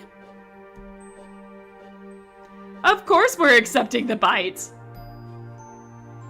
You ate the treat being offered, much to Mom's chagrin and Mommy's delight. Cove watched the exchange silently with a blank expression. Mom, on the other hand, shook her head, a fond smile on her face. Well, you better at least give me some too. You could have gotten your own if you wanted ice cream. What? The kids have ice cream already, and they're getting some of yours to boot, and I have nothing. Now is when you decide to be firm? Laughing, Mommy fed some ice cream to your sulken mom. She could never actually follow through with being tough. There, all better now? Yes. Good. How about you, Cliff? Would you like some? No, I'm still okay, but thanks for keeping me in mind. Cove, it's only fair that you get the choice too. Cove shook his head firmly, concentrating on his own cup. Mommy smiled. Okay, as long as no one is feeling left out. Mommy was always nice to everyone. Then the first firework cut through the sky, whistling as it ascended until it hit its crescendo with an explosion. The park flashed as if alight. Mom's sharing the ice cream because they love each other. That's right. It's a cute little family. Squealing, Lizzie leapt to her feet, her forgotten ice cream tumbling to the ground as the fireworks crackled into tiny drops of glitter in the sky. It's starting! Everyone else looked up to the sky as another firework whizzed through the air. With each explosion, Lizzie would jump into the air. I think we can all agree that fireworks are fun, right? I think that's something that we do. We like the fireworks. The event was thrilling. Cove sat by his dad, captivated by the sky's sparkles and flashes overhead. Mr. Holden watched the fireworks scene impassively. He did smile at you and even gave a thumbs up when he noticed you looking over. Mommy hopped to your feet, pulling Mom with her, pushing her into joining Lizzie and jumping up in tandem with every crack of fireworks. Mommy then bent down to offer a hand up to you. Of course we're gonna join in. Who cares about Cove? We're gonna join in. Your mom's face is lit up, literally and metaphorically, as you got off the ground. Aww. The four of you shrieked and leapt along as the sparkles in the sky, not trying to contain your joy at experiencing the sights together. The fireworks continued, some twisting like the coil of a spring as they arched into the air, others shooting straight from the ground and shattering into a million tiny specks. Every color got its spotlight in the show, from fiery reds to eerie greens and blues that could rival the ocean. You eventually noticed that at some point, Mr. Holden had let Cove perch atop his shoulders, or more likely, Cove had to be persuaded to give it a try. Still, Cove's face was covered with a wide smile that matched his father's own. You imagine the view from way up there was pretty impressive. It was also nice that they were getting along for once. The show built up to a grand finale that boomed over the park and filled every inch of the sky, the twinkling lights representing the full spectrum of the rainbow. The exhilaration that had fueled you while the fireworks were going off was sapped dry now that the show had finished. You collapsed into a giggling heap on the ground, suddenly aware of how your legs ached from the exertion. Lizzie gave a final whoop of delight and shared a high five with Mom as Mommy shouted for an encore into the night. You didn't know what that meant, but you liked the way it made Mom laugh. Cove was on the ground again, but continued looking at the sky, dazzled by what had once been. Mr. Holden nudged him, breaking his concentration, yet Cove allowed his dad to wrap him in one armed hug. Though the sun had gone down long ago, the air on your bare arms was warm. You look at your giddy family, their spirits buoyed by the firework display, and smiled. This had been a pretty special night. That chapter was cute. I enjoyed that chapter a lot. That was so cute. All right, we have 2 more chapters to go. Runaway. After a couple hours at the playground by yourself, it had gotten firmly into afternoon. You were on the swing set with your feet buried in the sand when you spotted Lizzie in the distance. She was rushing over like something was on her tail chasing her. You knew she would be coming, but was she that excited to get to the park? Instead of nabbing the swing beside yours, Lizzie stopped in front of you. She bent over, bounced her hands on her knees, and panted. Did you hear? Hear what? Lizzie bounced back, her eyes blown wide. You only saw her this worked up when she found the new hiding place of Mom's sugar stash. It's about Cove. Cove? Lizzie rarely brought him up herself, and never with this much urgency. What was this about? You listened confused as Lizzie explained. I just came out when I saw a lot of people gathered around in the middle of the street. They were talking kind of quiet, so I don't think I was supposed to hear, but that just means it was important. So I snuck up and I heard everything. She paused dramatically. Clearly, she wanted you to say something.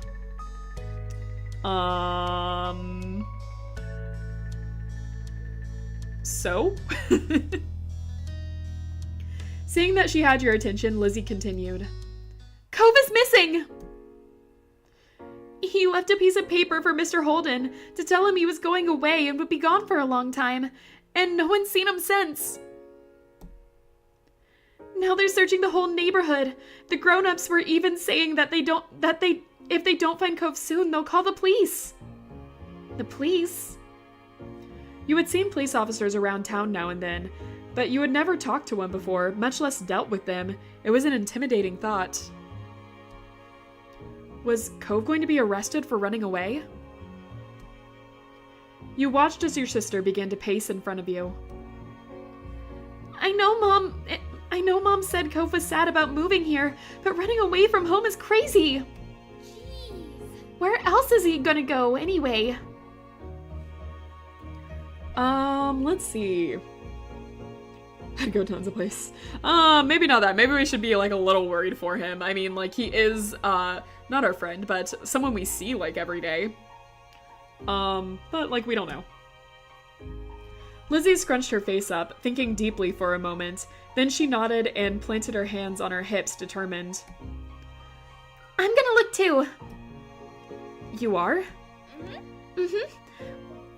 We can play at the park any day, and the more people there are looking, the quicker someone will find him.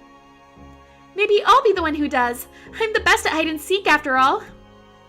It seemed like Lizzie wanted to look not only because she was concerned about Cove, but also because it was the most interesting thing to happen this week. Wish me luck! Before you could say anything, she ran off in the opposite direction from where she came. You were left in the dust in a matter of moments. That was your sister for you. But Lizzie's appearance in this crisis faded to the back of your mind just as quickly. Cove. He told his dad he was leaving to go somewhere by himself. It was surprising news at first, but that sounded like something he'd do when you considered it again. Unfortunately, you had no idea where he could have gone. You thought hard. There were the hills behind your house. He had gone there when the first time you met. But someone would have already checked there already. They wouldn't need the police for that. Cove must be far away or hiding somewhere if the whole neighborhood was looking for him. You swung back and forth, your lips pursed in contemplation. If I were Cove, where would I go? Lizzie had said Cove was crazy for running away from home, but he never considered Sunset Bird his home, did he? His real home was somewhere else. There was only one place that came to mind that might be important enough for Cove to go off like this. It was a good idea, except how was he gonna get there? Could he take a bus? Was he gonna walk the whole way? You didn't know what direction he needed to take. But wait, there was only one way he could go. Going down the street just led to the beach, so that couldn't be right. Going to either side would mean he'd get stuck by buildings and fences and big slopes like the one behind your house. That left going up the street. You knew the road. It led to the main part of town and kept going all the way to the city limits. Cove didn't really know the area well. You didn't think he'd want to go off that road onto some random other street. Which meant if someone followed the path, they might find him somewhere along it. The grown-ups seemed to all be looking in the neighborhood, so... Are we going to tell the adults about this, or are we going to look for him ourselves? So we are not friends with Cove. That is like something we decided to do for childhood parts, is that we're not friends with him. However, we are reckless. That is something that was established in our first playthrough, is that we are a very reckless child. So keeping that in mind as we go further, I say that we go and try and find Cove by ourselves. Because we're reckless like that. I do not recommend anyone do that, by the way. But yes, that is what we are going to do.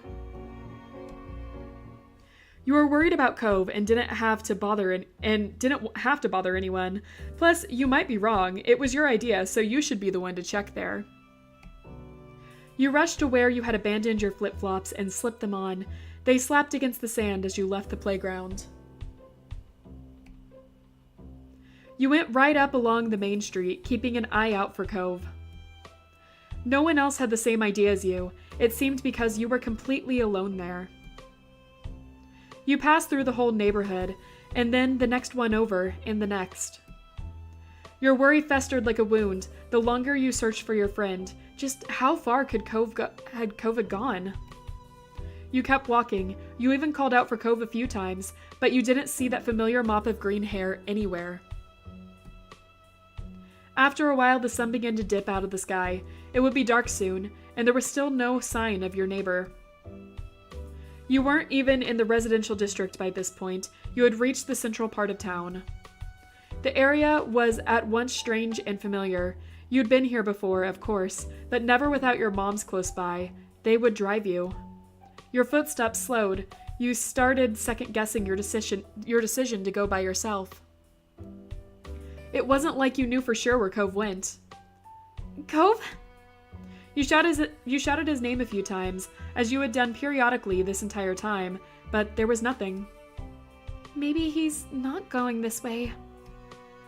Was he somewhere else? Had someone found him already? Well, we're still reckless, so let's march on. You were able to make it this far. You had to continue the search. With that in mind, you pushed yourself to walk a little faster. People said this was a really tiny town, but to you it felt absolutely gigantic. Eventually, the business part of town ended too. There was no sidewalk anymore, only a long expanse of road. You walked on the grass instead. Onward was the only option. Your journey stubbornly continued. Your feet hurt and you were tired. You were on your own, but somehow you had reached the very edge of Sunset Bird. That's what the sign told you. You had lived in Sunset Bird forever, and it was a very rare occasion that you'd see this sign. Most everything in your life happened inside the city limits. The endless road ahead seemed scary in a way. It paralyzed you, and finally put an end to your forward momentum. You scanned your surroundings instead of dwelling on that. You deeply hoped he hadn't gone past that sign either. Cove? The previous times you'd called his name, there had been no answer. You couldn't be surprised that one didn't come this time either until... Rain? A dark blob just behind you, behind one of the exit sign's legs shifted. You squinted as it continued to move. The more you stared, the more your eyes adjusted, and the more that dark blob resembled a person. Then you realized just who it was. It was Cove. He was here. You actually found him. He hesitantly got up from where he had been sitting, as if to make sure he had actually heard something. Then he caught sight of you, his eyes wide behind his glasses. We have a few options here. We can call him out for running away. We can say we're worried about him. I knew you'd be here. Actually, I think we're pretty surprised that he's here, to be honest. So I'm going to be stunned to silence. Cove finally blinked as you ran up to him, your feet still aching. How did you find me? Whoops. Lizzie told me you wrote in your letter that you were leaving. You always wanted to go back home. So I thought you must have come this way. Oh. And that was all he said after all of this. Maybe he didn't realize how seriously the adults were taking it. What are you gonna do now? I'm gonna keep going. He spoke firmly, and his gaze turned towards the long stretch of road leaving town. Everyone's looking for you. That caught his attention. He frowned at you. Really? They are? Yeah, the whole neighborhood. Lizzie told me they might even call the police. They are fighting against YouTube for my life. What's happening over on your end?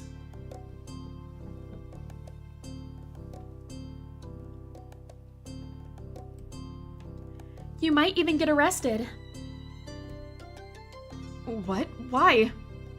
I don't know, because you tried to run away, probably. I'm not gonna be arrested. Oh, YouTube keeps buffering? Sorry to hear that. Yeah, I can't really, see that well, if anything is happening.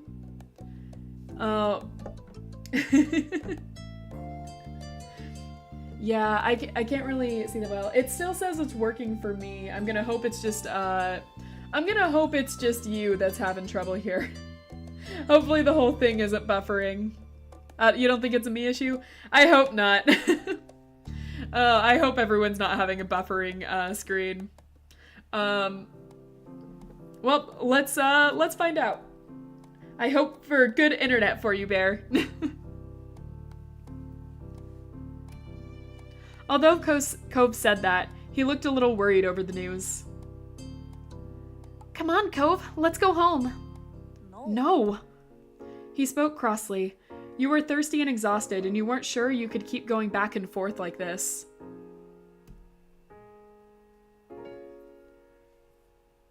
Why not? Your shout caused him to flinch, but not enough to budge. At first, Cove was quiet. You started to think he wouldn't say anything. Then he spoke. My mom called today to check up on me and stuff. She asked what Sunset Bird was like and how I was doing. It was okay. But when I asked if she'll come here, Mom said she couldn't. I can't go back either. Not right now. She has to move to somewhere else first. Cove glared at the ground. His voice cracked as he continued. Why can't I even see her anymore? He used his uncasted arm to rub both his eyes. I'm gonna go myself. I don't need anyone to take me. Oh, Cove. That is sad, actually. Let's see. How are you gonna get to your mom's place? Give kids a reason. You know, give them a little bit of a... convince them not to, you know? He just wanted to see his mom. Maybe you would have had the idea to run away too if you were Cove, but that doesn't mean it'll work. I'll walk there. I brought supplies. Isn't it really far? Cove was silent for a moment. You'd poked a hole in his perfect plan. Then he shook his head, like he was trying to clear it. When he spoke some more, it was mostly to himself. If I don't go see Mom, then she's... Fresh tears glistened in Cove's red-rimmed eyes. He stubbornly tried to blink them away, and then they slipped down his cheeks. You waited for Cove to continue. Mom doesn't call that much, and I haven't seen her in so long. Cove hiccuped, wiping his face with the back of his arm. His glasses got shoved up awkwardly as a result. If I don't go, she'll be gone. She'll forget about me. She wouldn't do that. How do you know? She's your mom. She loves you. Your mom's always said that, so it must be true for Cove's mom, too. Cove sniffled. He seemed conflicted. I'm not sure if that's right. You were at a standstill.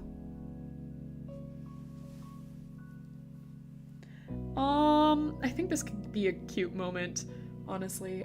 Like, it's a little bit of a terrifying moment, honestly. If I was a parent, I would be horrified.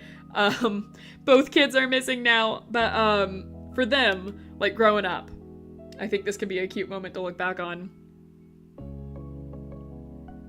I'm going to... I think the middle option is good. Because, like, I feel like the first option is dismissing him a little. I do kind of like the third as well. As, like, a little bit of, like, a last stand thing. But I think for, like, our character, the second option kind of works.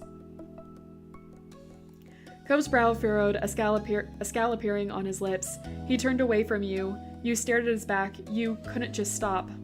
You didn't know how to convince him, so you kept quiet, staring at the starry sky.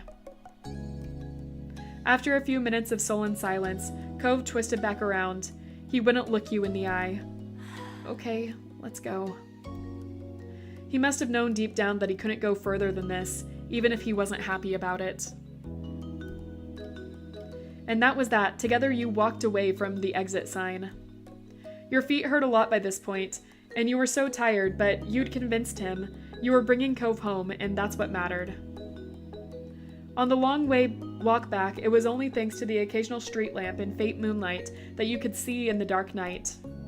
You wondered if everyone was still looking for Cove, and you too, probably. Do you think they called the police after all? No, probably not. He didn't sound confident, though.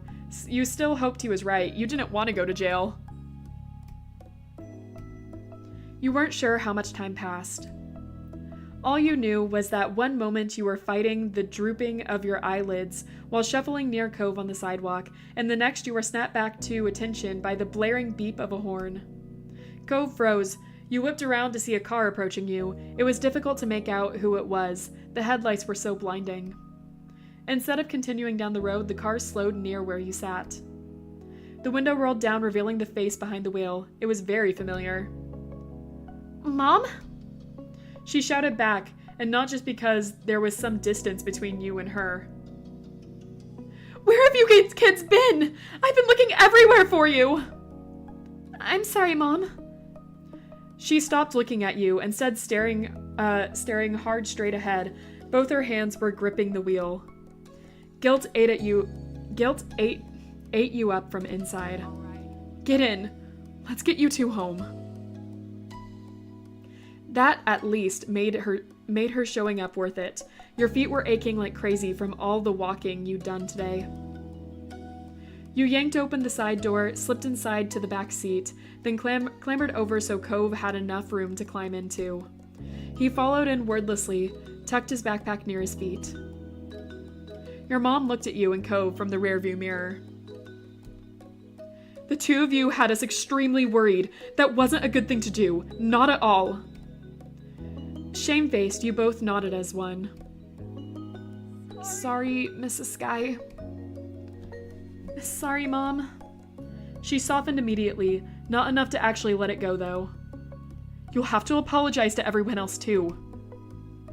With that, Mom started the car up again, and you were off. For the rest of the car ride, no one said anything. You thought all of you were pretty tired. In fact, you must have dozed off at some point because you woke up to the sound of the engine stopping. You yanked and got out of the car. You yawned and got out of the car. Wow, different context. You yawned and got out of the car. Cove came out after, putting his backpack on again. Mom locked the car door and motioned you two towards the house. She opened the front door and let you go in first. Mommy appeared quickly. She must have been waiting nearby. There was a phone in her hand. It worried you, thinking about who she might have been talking to. The tight line of her shoulders relaxed when she saw you and Cove. Oh, thank goodness. You found both of them. Yes, I did. They were walking down the main street together. What were you two doing at this time of night? Do you have any idea how far that is? How unsafe? You peeked at Cove.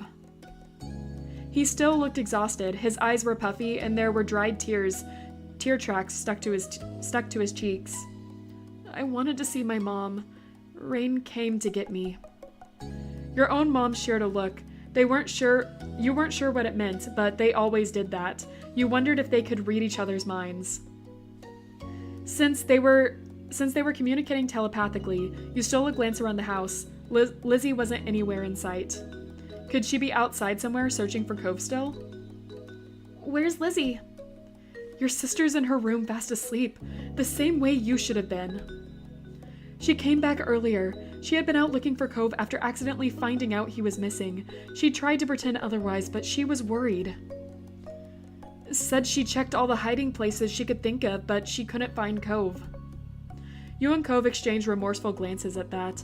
Mommy noticed the discomfort. Okay. You two must be sleepy. You can sit down wherever you like. Mommy smiled warmly and motioned to the living room. Cove looked up at her, then lumbered over. You followed close behind. The living room wasn't far, or separated by a wall, so you heard your moms talking softly. He wanted to go see his mother? Poor thing. Well, That explains it, at least. Still, I'm not sure if it excuses it. It was so dangerous to go off of town like that. He's having a hard time right now. You can't expect a child to handle it maturely. True, it can't be helped. But that's enough of that. We should tell Cliff and the others that he's here before the panic gets out of hand. There could be riots. is that all right? I'll call them to go to the front. I'll call, then go to the front to tell everyone still out there. You keep an eye out for the kids. Make sure they don't take any more trips today. Got it, hun. Cove just sat there on the couch, setting his backpack down beside him. He stared at his hands. I'm sorry, Rain. You faced him quietly. I don't want to make you feel bad. I didn't want to fight.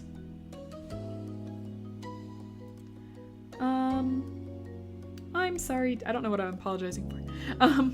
You don't have to. Nope, that's not me. That's not me talking. You don't have to. It wasn't your fault. It's all right. Despite Cove's protest, you couldn't help it. It would have been too hard not to say sorry after a disagreement. But having him apologize did make you feel much better. When it seemed silence would descend upon the two of you again, the front door opened. Your mom was back, with Mr. Holden close behind her. He made a beeline for the couch, his gaze trained on his son. Cove! God, are you all right? Strands of his hair had fallen out of his ponytail. His eyes were darkened like he'd been crying too.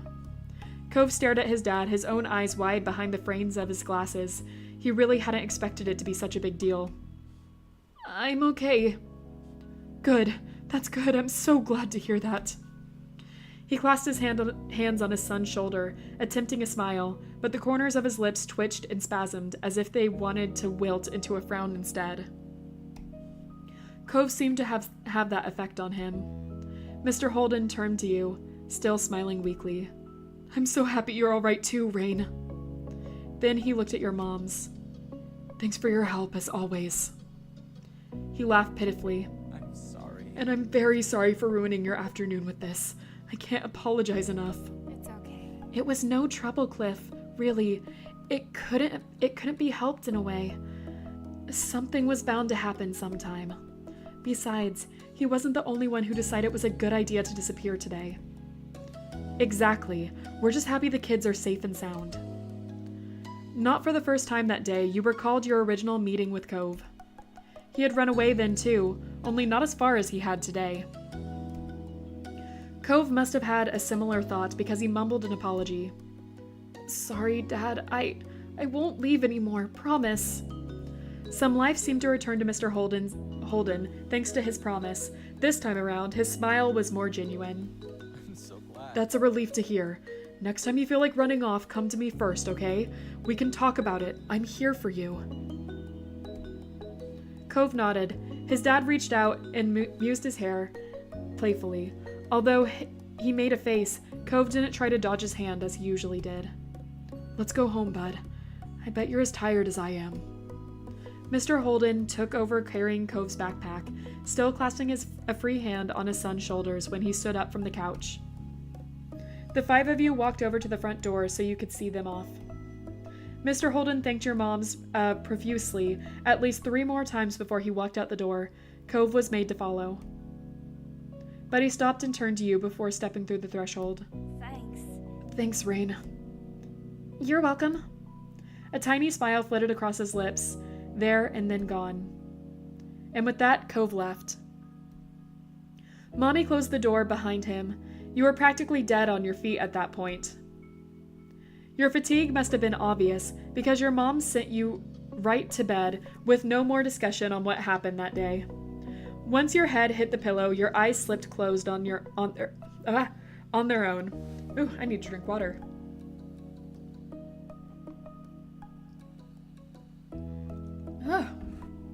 Throat was getting dry. It's a lot of reading, guys. Give me a break. All right. Once your head hit the pillow, your eyes slipped closed on their own. Your eyelids were so heavy you couldn't open them again until the next morning. You woke up much more at ease than you had felt when you were last conscious. It was almost like it was a dream. But it definitely wasn't. Your mom's faces when you saw them assured that. After breakfast, you were sat down and your family went over yesterday's events in full. They were none too pleased that you went out to find Cove on your own. As punishment, your moms took away your TV privileges for the next few days. Lizzie was annoyed that she couldn't watch her shows with you around, but she adjusted. Whenever you expressed disappointment, your moms reminded you that they weren't punishing you for no reason. It was dangerous to go out on your own so late, and without telling anyone, you could have gotten hurt or worse. As upset as you were, you understood. Mr. Holden talked to Cove about what happened too. You didn't know what was said, exactly, but Mr. Holden forgave Cove immediately. He didn't do anything to punish Cove for running away. He blamed no one but himself for Cove's desire to leave home. You caught your mom's discussing it once in hushed tones, frowning at each other. It was pretty serious. There was a word used you hadn't heard before, self-flagellation. But there wasn't anything they could do to change Mr. Holden's mind. Your neighbors stopped you and Cove often for the next week or so to express their concerns and disapproval of the event. Still, as they always did, days continued to pass. So did talk about Cove running away. Things eventually returned to normal as they had to. Summer kept going and you kept having experiences you shared with Cove. Ow, I just slammed my hand down. That hurt. Forgot that I'm not used to having an L-shaped desk. I got a new desk recently and it's L-shaped, but I'm not used to it, so I keep banging my arm. All right, let's go to the last chapter and then we have an epilogue to do and then we are done with our childhood and we will end the stream after that. So let's go. Sleepover. Okay. All right, kids, we're done with dinner. Come to the table.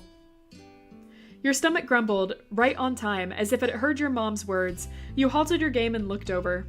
Mom was almost done setting the table. She was walking around the mahogany wood in the process of putting down the cutlery. Mommy was still in the kitchen, humming under her breath as she turned off the stove and put empty pots in the sink to wash. From beside you, Lizzie stirred, uncrossing her legs and standing up. She stretched her arms above her head. Finally, I'm ready to eat. Then she cast a sly glance in your direction. You recognize that look. Last one to the table is a rotten egg. I haven't. But it was too late. Lizzie had already bolted towards the kitchen. We try to catch up with her because we're a reckless child. It wasn't a very fair race. You knew that, but you were ready to join in anyway. You stood up from the floor as quick as you dared, then ran after her. Though there wasn't really time to close the gap. It was a short distance to the kitchen table. Lizzie managed to get there easily enough, slapping a hand over the wood. Mom moved just before Lizzie could bump into her. With an exasperated sigh, she resumed her work. I win again! You didn't win because you were racing by yourself. Actually, I like because you cheated more. It's so childish. Because you cheated! I didn't cheat. You ran before me. Yeah, because that's how racing works. The one who starts first wins first. That isn't true. That sounds like something a rotten egg would say. Lizzie grinned, her hands on her hips, then looked over your shoulders. Lizzie is dumb. We've established. Lizzie is dumb. Cove, you can beat the tiebreaker. Was that a real race that I totally won? You blinked. You'd almost forgotten about him. The fact that Cove preferred to keep to himself didn't really help matters either. You spotted Cove still on the floor, his legs crossed beneath him, the arm with the cast resting in his lap. He looked at the two of you with a slight frown. It felt sort of strange to see him still here so late. Tonight, Cove had come to your house for a sleepover. Your moms and his dad had planned it a few days ago. Let's see. You weren't expecting.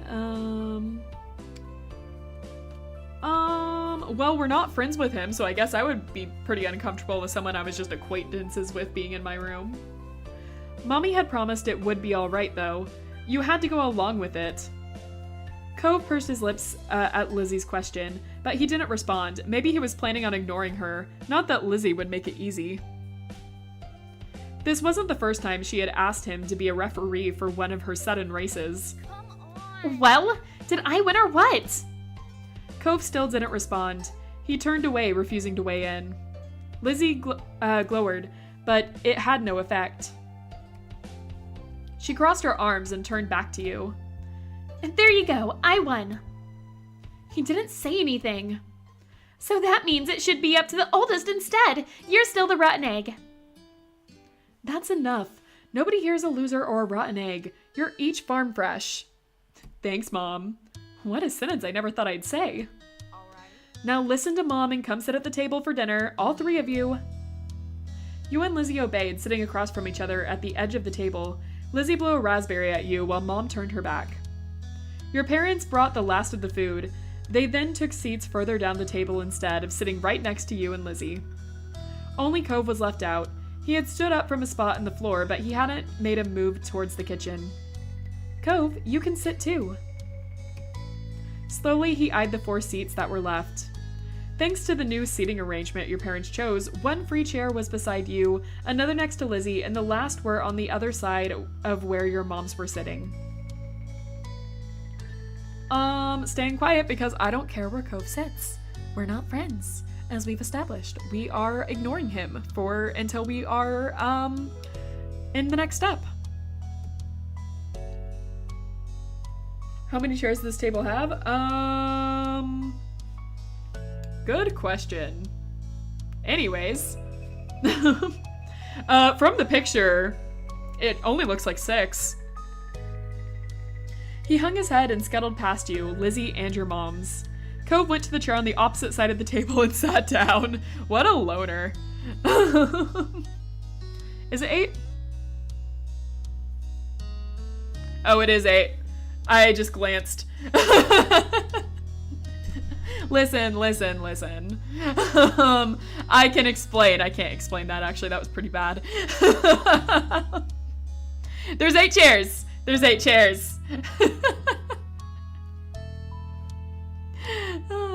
Hey, Bear, it's nice to have you back. Nice to have you back chatting. It seemed being far away is what he wanted. Your mom's frowned. Now that everyone was situated, Mommy began to pass out plates. Okay. Dig in, kids. I cooked a little bit of everything for dinner tonight. Be sure not to avoid all of the veggies. Yes, Mom. Always happy to call out your math. You are gonna be calling that out a lot. A lot. Each person at the table served themselves, except for one. Cove hesitated again. He fidgeted with his hands clamped on the top of his knees. He didn't seem very comfortable doing stuff in someone else's house. One dish seemed to have his eyes at least. That's pineapple chicken. Wanna try some? Or, nope, that's not Mom. That's not Mom, that's me. That's me talking. That's pineapple chicken. Wanna try some? Not really. Sorry. By then, your moms had noted that Cove still had nothing on his plate as well. Do you not like any of the food, honey? Well, Maybe he hasn't tried Hawaiian food before. He hasn't? Wow. Please don't talk with your mouth full, Lizzie. Lizzie swallowed the bite she was eating. Then she spoke again. He should try it now. She turned to Cove dramatically. Unless you want to shrink. That's what happens if you miss a meal. Elizabeth, that's not true. You know that. Cove squirmed under all the attention. He fidgeted with a fork between his fingers. I've had some things, just not any of this. oh shoot. Oh shoot, I should have asked your dad what his favorite foods were. It's alright, Lonnie. Maybe we'll find a new favorite today. You weren't sure about that. Cove didn't look like he was going to be trying the food anytime soon. I would say something, but like, when I was a kid, I was super picky too. It wasn't until I got to like my teens that I finally started being not picky about food. Well, we're still ignoring Cove, so we're just going to let moms handle this. I was so ready to put you on blast. Hey, listen here. What were you going to put me on blast for? Being a picky eater or not? Or something else? I called myself out for that, you know. I know what I was. I acknowledge my past self. So, well, would you like some of the mashed potatoes then? Cove scrunched his face and shook his head. I understand. Too bland for your taste, isn't it? I understand. Not this again. Mashed potatoes are not bland. They have flavor. They taste like potatoes, and better. There's nothing wrong with that. What kind of kid doesn't like mashed potatoes? I agree. Mashed potatoes are the best. I'm with Mom here. I think Mommy doesn't like mashed potatoes. What's up with that? Oh, man. Can't agree.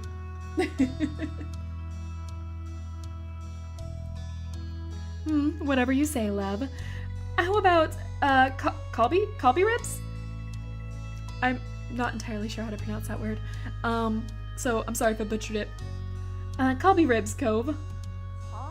Kalbi? You alright with that? They're barbecue beef ribs. Do you like beef? Cove listened quietly to your mom's explain the Hawaiian dishes to him. He nodded or shook his head to indicate his preferences. What about the salt, the garlic, the seasonings, the anything chives? Oh, Bear, you're really trying to justify this. I agree with you. You don't have to justify to me. Mashed potatoes are fantastic. Yeah, definitely put more than just butter in mashed potatoes. It is fantastic. Slowly, his plate became populated with bits and pieces of food, while you and Lizzie worked on emptying yours. At first, Cove poked at his food. Clearly, he was apprehensive to eat something new, but he took a few exploratory bites. Right? It's good, huh? Isn't it? You don't have to keep asking. He still speared more meat with his fork and ate it, chewing thoughtfully. It's not bad. Mommy grinned at his words, satisfied, even though it wasn't exactly a glowing commendation. Lizzie wasn't as mollified. You're so weird. Don't be mean to your friend. We're not friends. Oh. Mommy floundered in the face of Cove's blunt honesty. It seemed strange your mommy was taken aback by the news. When had they ever gotten along? And you didn't consider yourself to be friends with him either. Yeah, we're not friends. We're not friends with Cove. As far as you are concerned, he was your neighbor and nothing else. Your mommy looked at Mom and only got a shrug. No. Elizabeth, don't call someone weird. There's no such thing as a weird person or a non-weird person. They're just different perspectives. It's not nice to say to someone it's not a nice thing to say to someone, anyone, but Pam. Mommy tried to whisper exclusively to Mom. Her attempt to make it audible over the sounds of clinking silverware meant you caught the quiet words anyway. They're not friends. He said so. As parents, we can only try, and sometimes we fail. Not all kids will be thick as thieves. Now less talking and more eating. And, oh, they're not whispering that part. Now less talking and more eating, kids. You need to clean up and start winding down before bed soon. But Mom! No buts. We've talked about this. Your bedtime will be moved back in a few years. For now, you don't get to stay up late. Lizzie sulked, muttering under her breath about how it wasn't right. Stay quiet. No, actually, I'm gonna groan about that too. I hated going to bed, ever, when I was a kid. I always groaned whenever Mom said I had a bedtime. So obviously we're going with that. It seemed way too early to go to sleep. Isn't that great? The sooner you sleep, the sooner a brand new day will be here. I think that's pretty exciting. You weren't sure you agreed. The rest of dinner passed by uneventfully. Cove was silent for most of it, even when your moms attempted to include him in the conversation. All too soon, the table was cleared, the games in the living room were put away, and you were all steered to your bedrooms. Mom finished tucking you in and kissed your brow just as Mommy poked her head in the room. All ready for lights off, you two? You were lying comfortably in your bed, the blanket hiked up under your armpits. You could kick it off later if it got too hot. Mom had set up the sleeping bag on the floor for Cove just beside your bed. He had already wiggled inside. I think so. Perfect. I'll go say goodnight to Lizzie then. Mom tweaked your nose, chuckled when you squawked in annoyance, and left. Mommy took her place, sitting on the edge of your bed. Sweet dreams, sweetie. She pressed a soft kiss to your forehead. You giggled as strands of her hair fell forward and tickled you. Mommy smiled down affectionately at you, then moved her attention to Cove, who watched from the spot on the floor. Do you need anything before falling asleep, honey? What does your dad do? Sometimes he picks me up and lifts me really high and he shakes his hands like he's gonna let go, but he catches me again. That's really adorable, actually. That mental image is really cute. He keeps doing that until sometimes he does drop me on the bed, or other times he lowers me down like we pretend like I'm crashing. Cove had become pretty excited when talking about the nightly ritual he and his dad shared.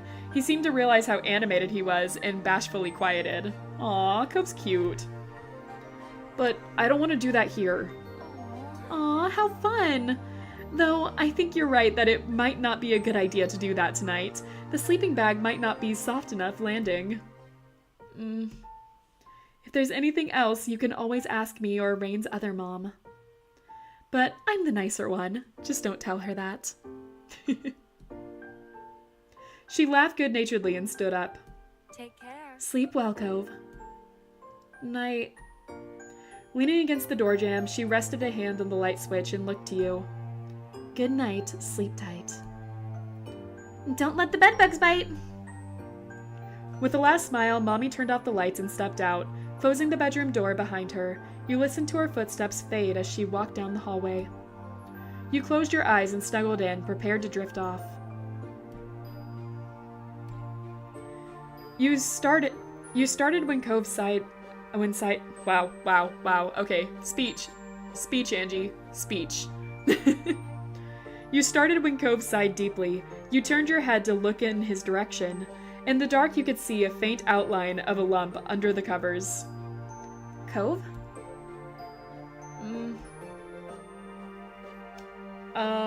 Could you be less loud? That doesn't sound like it would put anyone to sleep. You never know. You never know. It might.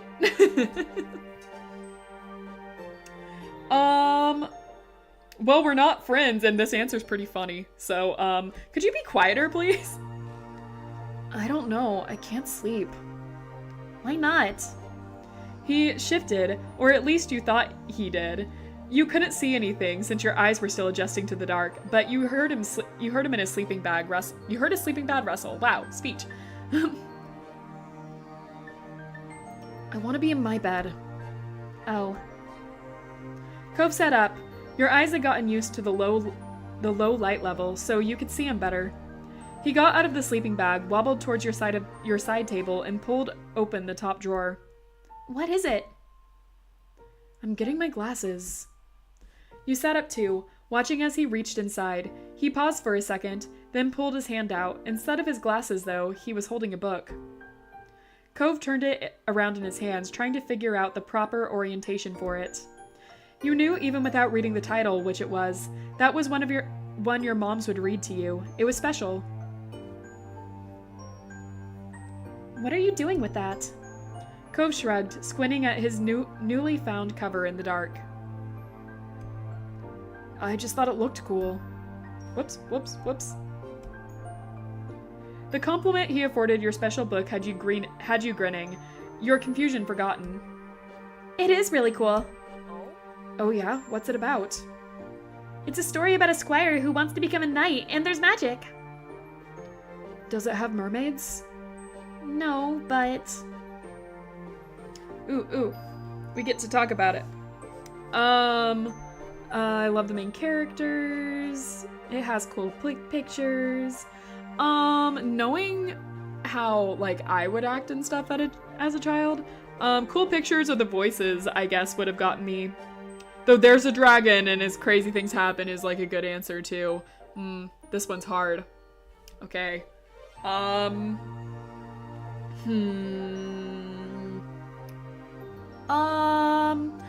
gonna say, because we are a reckless child at the end of the day, that there's a dragon and crazy things happen. The squire tries to kill her because the king wants the dragon's head, so they have this fight. But the squire finds out the dragon's really nice. They decide they don't want to fight her after all, so the two of them become friends instead. Aw, that's a cute story. She becomes friends with the or wait, she? It doesn't matter. They become friends with the dragon! You only realized afterwards that you spoke more strongly when you had meant to. Your cheeks burned. They must have been how Cove felt earlier. Thankfully, Cove didn't seem annoyed. In fact, if you didn't know any better, it seemed like he liked the explanation. Usually, Cove sported a disinterested expression on his face, or a sad one. You could probably count the number of times you'd seen him smile on one hand. Right now, though, he looked excited as he flipped the book over and focused on the backside to try learning more. You were reminded of the hours you'd spent hearing the tales. No matter how many times you read it, or had it read to you, you were still entertained by the story and pictures inside. You glanced out the window. The moon was high in the sky. Okay. Hear me out. I know that we're supposed to be, like, avoiding Cove and everything. Like, that is kind of, like, the title of this video. But I think it would be really cute if you read together.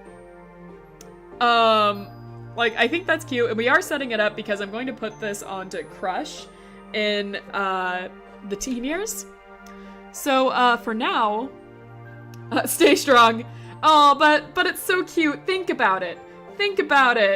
Bear, think about it. Think about it. It's a slow burn romance here, and we just get like small little hints every now and then. Like, yeah, they're disinterested in each other right now, but they bond over their shared love of this story together. Think about it. I know you're still saying no, but think a little harder on it. Think about how cute it would be if like they bonded. You already got into trouble with their moms because of this dream. Yeah, I know, but that's because we were being recklessly stupid. We decided to like leave town. But like this is dragons. Think about that. It's dragons. Are you really gonna turn down a book of dragons? Are you? Are you, Bear? See, we have a vote for read together. He's a bad influence. He is a bad influence. We are agreeing on that. He can read. I'm pretty sure he can read, I think. We've never seen him read, actually, but I'm pretty sure he can. Maybe he wants us to read to him. I mean, we're not friends or anything, so that does seem kind of weird. Okay. But we did, can't read and brittle bones. Stop making fun of him like that. We should not date this boy. We are going to date this boy, and I hate to break it to you, but we're also going to marry this boy later on. Oh, man. Chat is fun this time around. All right. But it's a dragon book. You've got to read it. See, Bear? See? Oh, man. Do you have anything else to say? How is he going to carry us across the threshold with his weak little bones? He'll get better. He'll get better. Man, you just gotta give him a chance. Alright. I'm throwing the crumb in. Okay? I'm gonna throw the little romance crumb in. Listen, every time I tried to throw a romance crumb in, Cove has usually shot me down. Because he's pretty disinterested in me too. So we're probably going to get shot down again. But I'm at least trying to make the attempt to bridge the gap. You know, the little attempt, and if he shoots me down, I'll just be disinterested again. And we won't try it again until we grow up more. So I'm gonna do it. So we decide that we're reading the book together because I'm more interested in the dragons than I am Cove. You climbed out of the bed and padded over to the side table. You opened it and rummaged around, pushing aside stuffed toys and crayons. Cove called out to you in a confused whisper. What are you doing? Getting something we need. You let out a quiet cry of victory when you found what you were looking for. You jumped back onto the bed before any hidden boogeyman could catch you unaware. Cove continued to watch as you wiggled your way beneath the blanket you'd discarded earlier. You picked it up over your head. What's... You have to come here. Bring the book too. After a minute, the bed dipped as Cove got on it. Then the blanket shifted. You fiddled with the flashlight in your grip, feeling for the switch. With a click, the small space flooded with a bright light. Cove sputtered, putting a hand up to shield himself from the beam. Move it somewhere else. Sorry. See, we even got a CG. If we're getting a picture, it means it was the correct choice, Bear. You hurriedly tilted the flashlight so it was shining down on the floor of your blanket cave and away from Cove's sensitive eyes. Now we can read, and my moms won't know.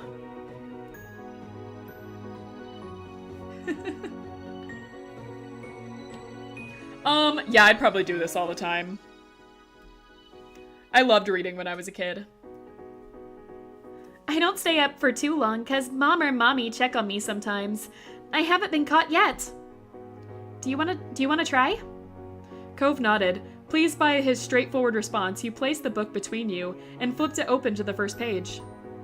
Meanwhile, he laid down on his belly and shuffled closer, picking up the flashlight to shine it on the pages. His face was illuminated with a warm glow. You mirrored his position, leaning in so you could see the book better. Your foreheads nearly brushed until you shuffled back a comfortable distance.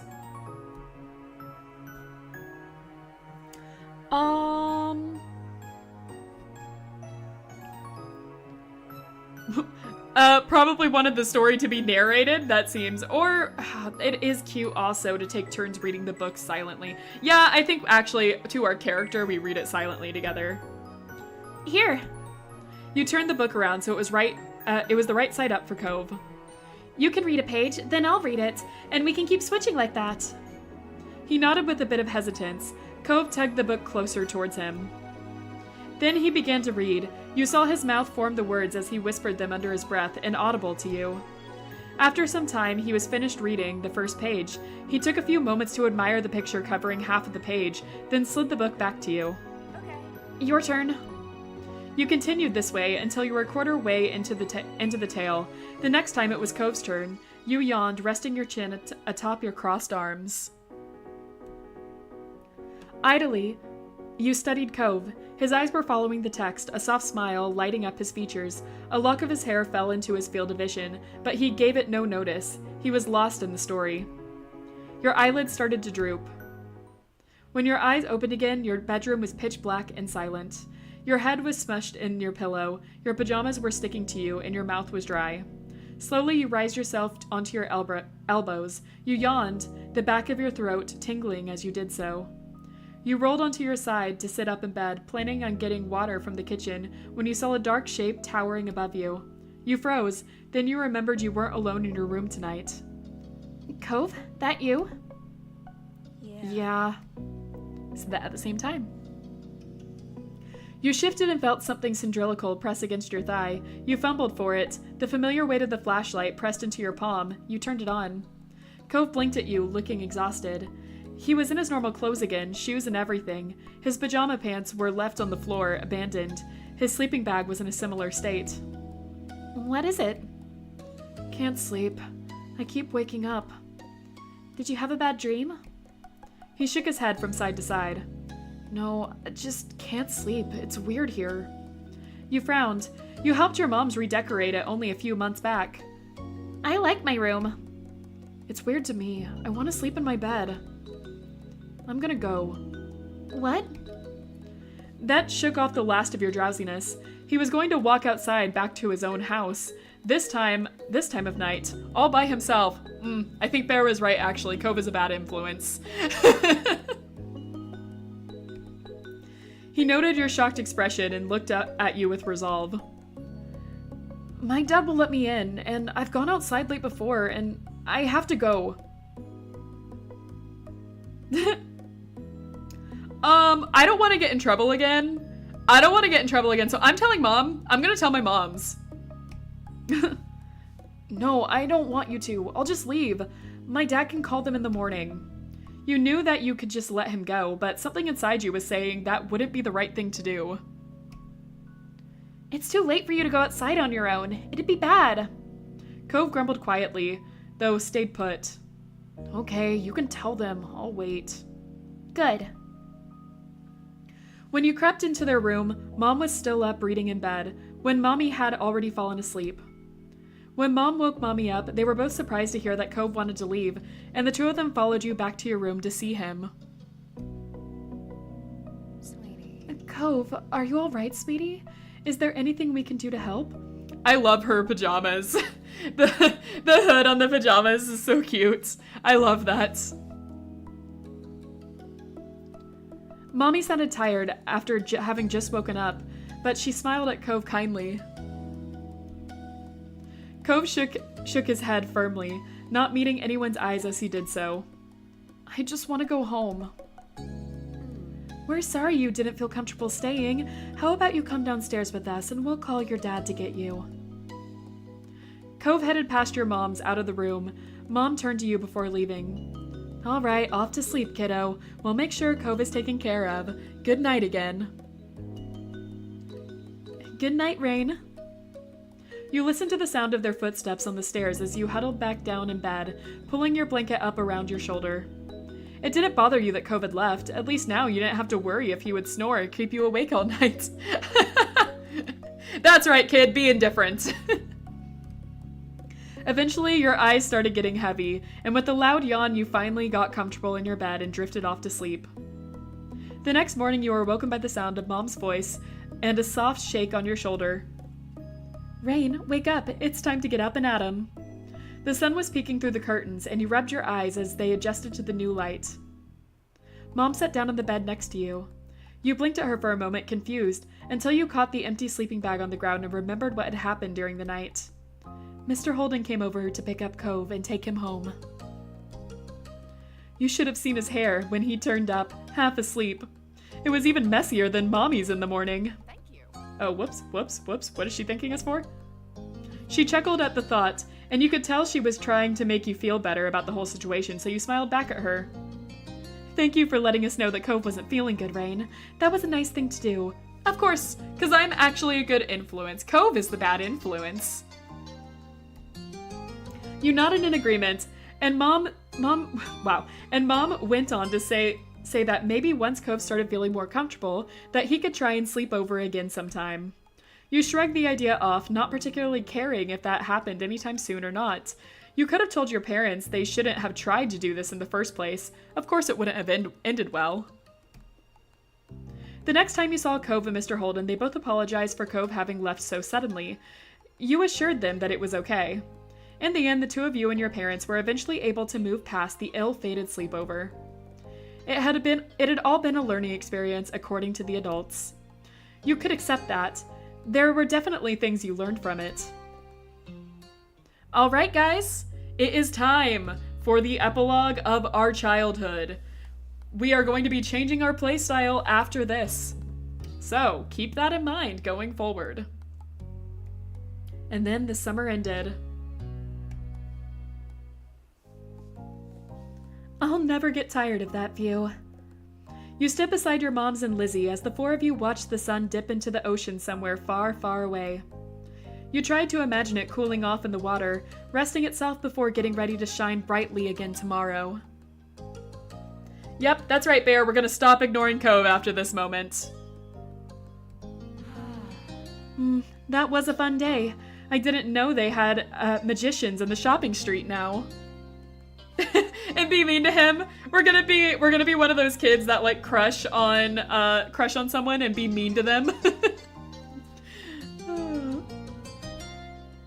Neither did I. Oh no, we are so dull. Let's get out more. He didn't do real magic, Mom. How did you figure that one out? Duh. 'Cause I know. That's not what real magic looks like. Oh, Lizzie dear, there's all kind of magic in the world. Lizzie gave Mommy a suspicious look, but didn't dispute the claim. Well, we can't sit here all night. Time to hurry home and get cooking. Who's helping with dinner? Lizzie immediately let out a groan. Mom, summer's almost over. The protest was obvious. You could practically see school on the horizon. You certainly didn't want to spend your last bits of freedom cooking dinner. You could do that any other day.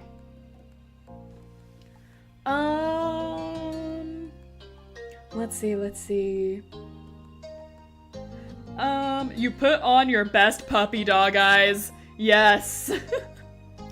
Oh, don't look at me like that. Like what? Soon we'll have homework and reading to do.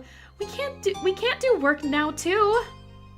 Lizzie made her case and then stomped her foot in the ground. You mimicked her, feeling that would add something to the argument. That's so cute. Well... No. Oh, come on, Pam. I can help you with dinner.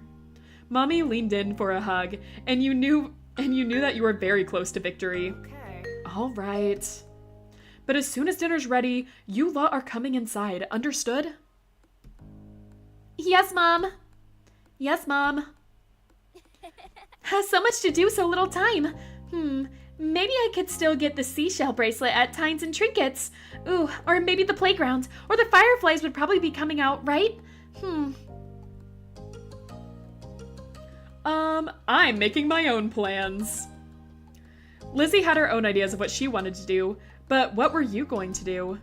A strong gust of wind made you shiver. Lizzie huffed as she wrapped her arms around herself. Rude. Doesn't the wind know that summer's not over yet? That's all Lizzie said before abruptly turning on her heel and heading off in the directions your mothers had gone. Where are you going? I'm going to my room. I have lots of plans if I want to make the most of tomorrow. You thought this over, looking off towards the water again. Lizzie didn't wait, and before long, she was disappearing off down the road. I'm staying outside. It's the beach. I'm not leaving the beach. Water's kind of my thing. You watched Lizzie run off, twisting your lips as you considered what to do. In the end, the pretty sky and soothing sound of the waves won out. You stayed off the path, grinning at the feel of the sand quickly filling in the empty space in your flip-flops. That was fun for a while, but you grew bored eventually. How else could you enjoy the remaining time on the beach? Let's look for seashells. You walked to the shoreline, peering at the debris that washed up.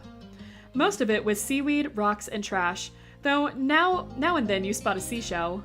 You picked up the ones that stood out to you until you had a nice little collection.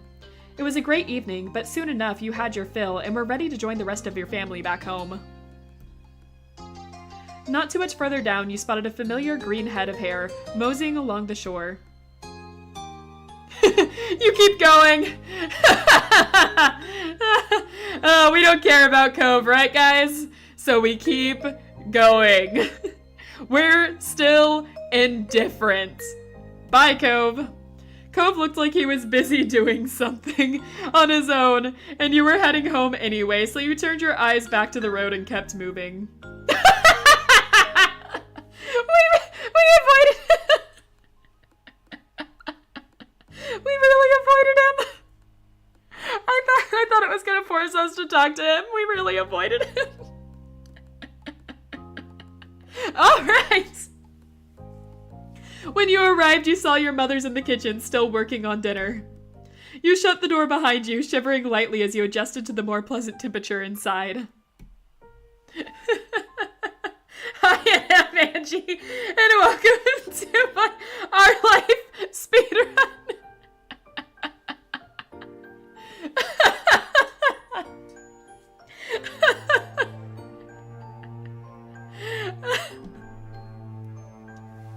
Oh god, I gotta get back in voice. Oh, welcome home.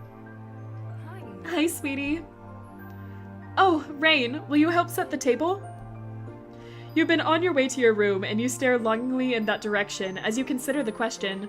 Mom hadn't said you had to help. Do I have to? You pretend you don't hear. Do I have to? You dragged out the words, a pout forming on your lips. Afraid so. Hop to it. You will do anything for these women. Yeah, they're my moms after all. You heard her loud and clear. Still, your eyes were drawn to the stairs where your sanctuary awaited. Let's do as we're told. I'm giving in. I'm a pushover. Resisting the urge to whine more, you dragged your feet to where Mommy stood with the plates and took them from her. You sat down at the table to wait once you were done with the task. In a matter of minutes, the food was cooked. After you finished setting up the plates, you stayed in the kitchen chatting with your parents. It seems like now the summer was winding down. Time was speeding. Okay, wow. Speech. It seems like now that summer was winding down, time was speeding by. Lizzie talked about the busy schedule she'd made for herself tomorrow, and you watched the window and thought about how much you were going to miss the long, fun-filled days of sun and play. That night, it was hard to sleep. For some reason, you stared blankly at the bits of dust and stuff floating in the air. Summer would be over soon. School would be starting up again.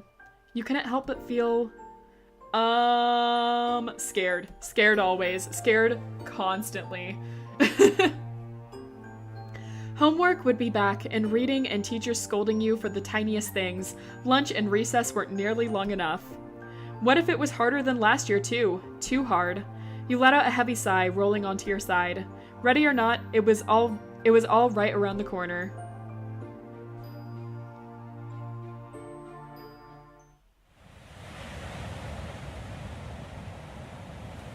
The in-between.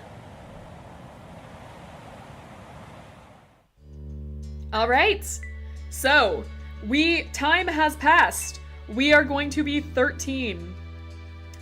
I think it's around that age. It might be 14 and something around there. We're preteens now. So are we changing anything about ourselves? Facial features, anything? References. Fair. What are we changing about ourselves? What are we changing about Rain Sky? What do you guys think? Alright, are we changing our hair, glasses? Did we get contacts? Bald! We can't be bald. I don't think that's an option. Unfortunately, that is not an option. Aw, I'm sorry.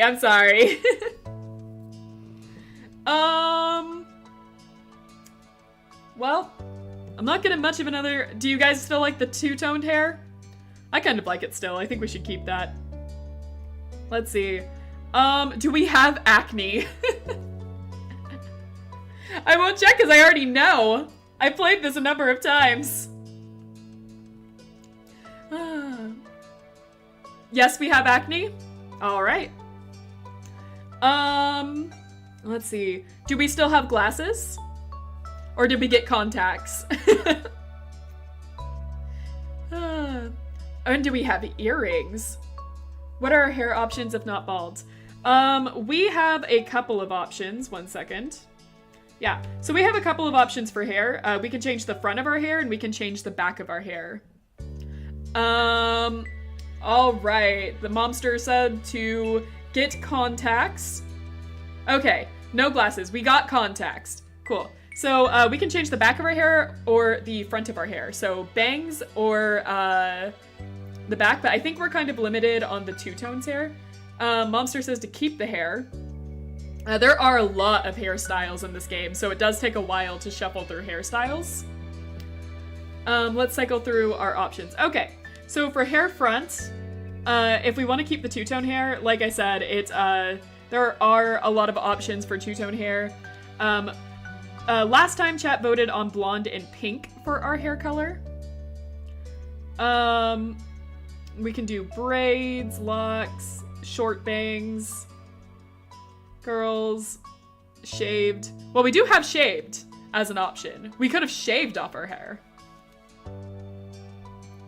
Choppy, flowy, short, medium, smooth. There's not as many options if we want to keep the two-tone hair look. So, just, shaved? Okay. You want to go with shaved this time. Okay. Sounds about right. As, like, a preteen, we shave off our hair. So, shaved. Do we keep the ponytail? That is the next thing. Do we keep, like, the long hair in back? Or is it just completely shaved? I'm almost tempted. What are you thinking? Mullet situation? Like, that's pigtails. It does almost look like a mullet, though.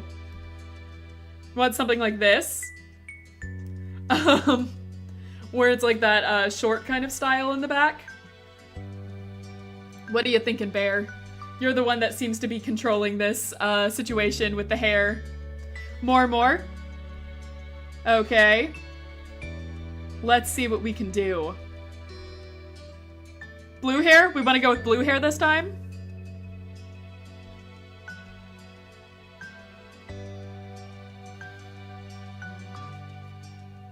Back hair blue. Just the back hair? Front hair yellow, back hair blue.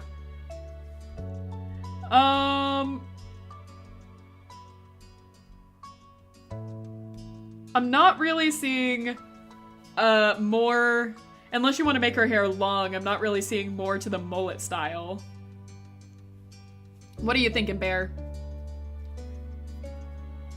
That one? This one here? Okay. Alright, so front hair yellow, and then we're making the back hair blue. Here we go! Rain Sky is going through a phase.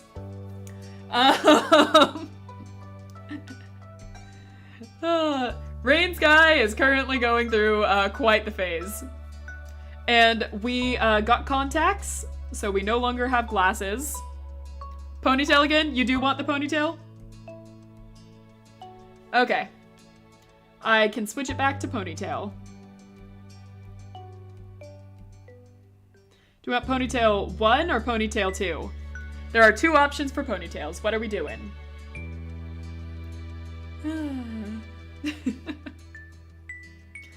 Oh, man. Wait. What am I waiting for? Pigtails? Okay. So we have pigtails 1, pigtails 2. What are we thinking? There's quite a few chat options here. 1? Okay. Pigtails 1. It's like a version of Hatsune Miku.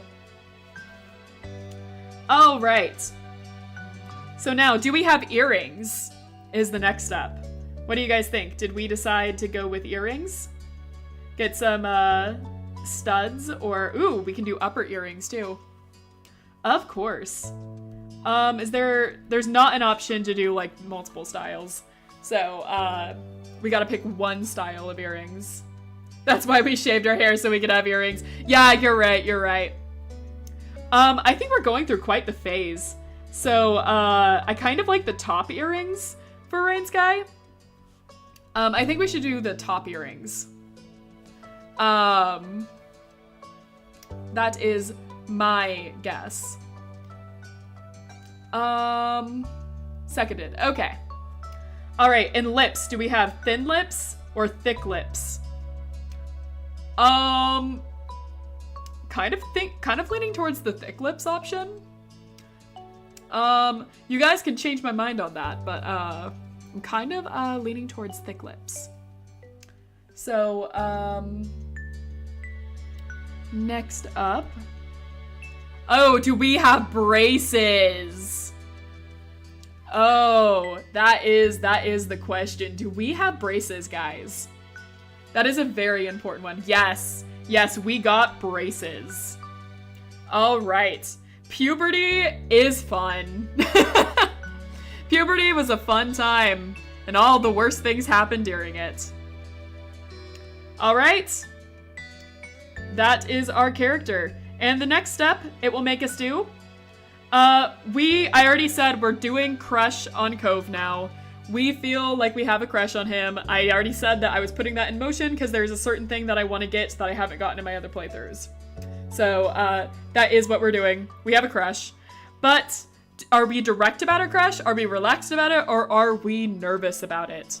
Since we seem to be leaning towards a tsundere-ish character, it feels like we should be nervous. Yes, okay, nervous it is.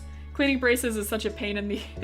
I bet Lizzie doesn't have braces. Yeah, I bet she doesn't have braces either. You know, Lizzie is dumb, and she thinks she's better than us, and she didn't have to have braces. The nerve. All right, so we are nervous, and we are at crush. And, guys, that is where we are going to end it. I do have one announcement to make before I close off the stream. I want to tell everyone that the next stream I'm going to be doing is not going to be a continuation of our life. Instead, I am going to be playing Pokemon Leaf Green on Thursday at 5:30. We will be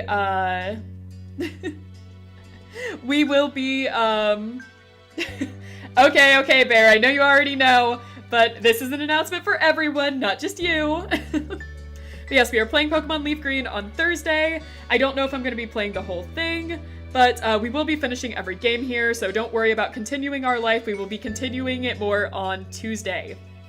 So you can expect it then, and I will see you guys then. Thank you so much for joining. Please like this video. Yes, I'm playing Leaf Green and not Fire Red because I like the Vulpix line, and Vulpix line is not in Fire Red. That is the case. I like Vulpix, and Vulpix is in Leaf Green. So, yeah, that was my decision on the matter. Will you forgive me for that at least? Anyways, thank you guys so much for tuning in. I really appreciate it. Please like and subscribe if you liked my, won't forgive me? Okay. Oh yeah, there is Arcanine. That was a hard one. But I have Leaf Green, so that's what we're doing. Sorry. But that is all for today. If you like this video, please like, comment, subscribe, all of that. But even if you don't, I still love you and thank you for watching. And I will see you guys next time. Bye-bye.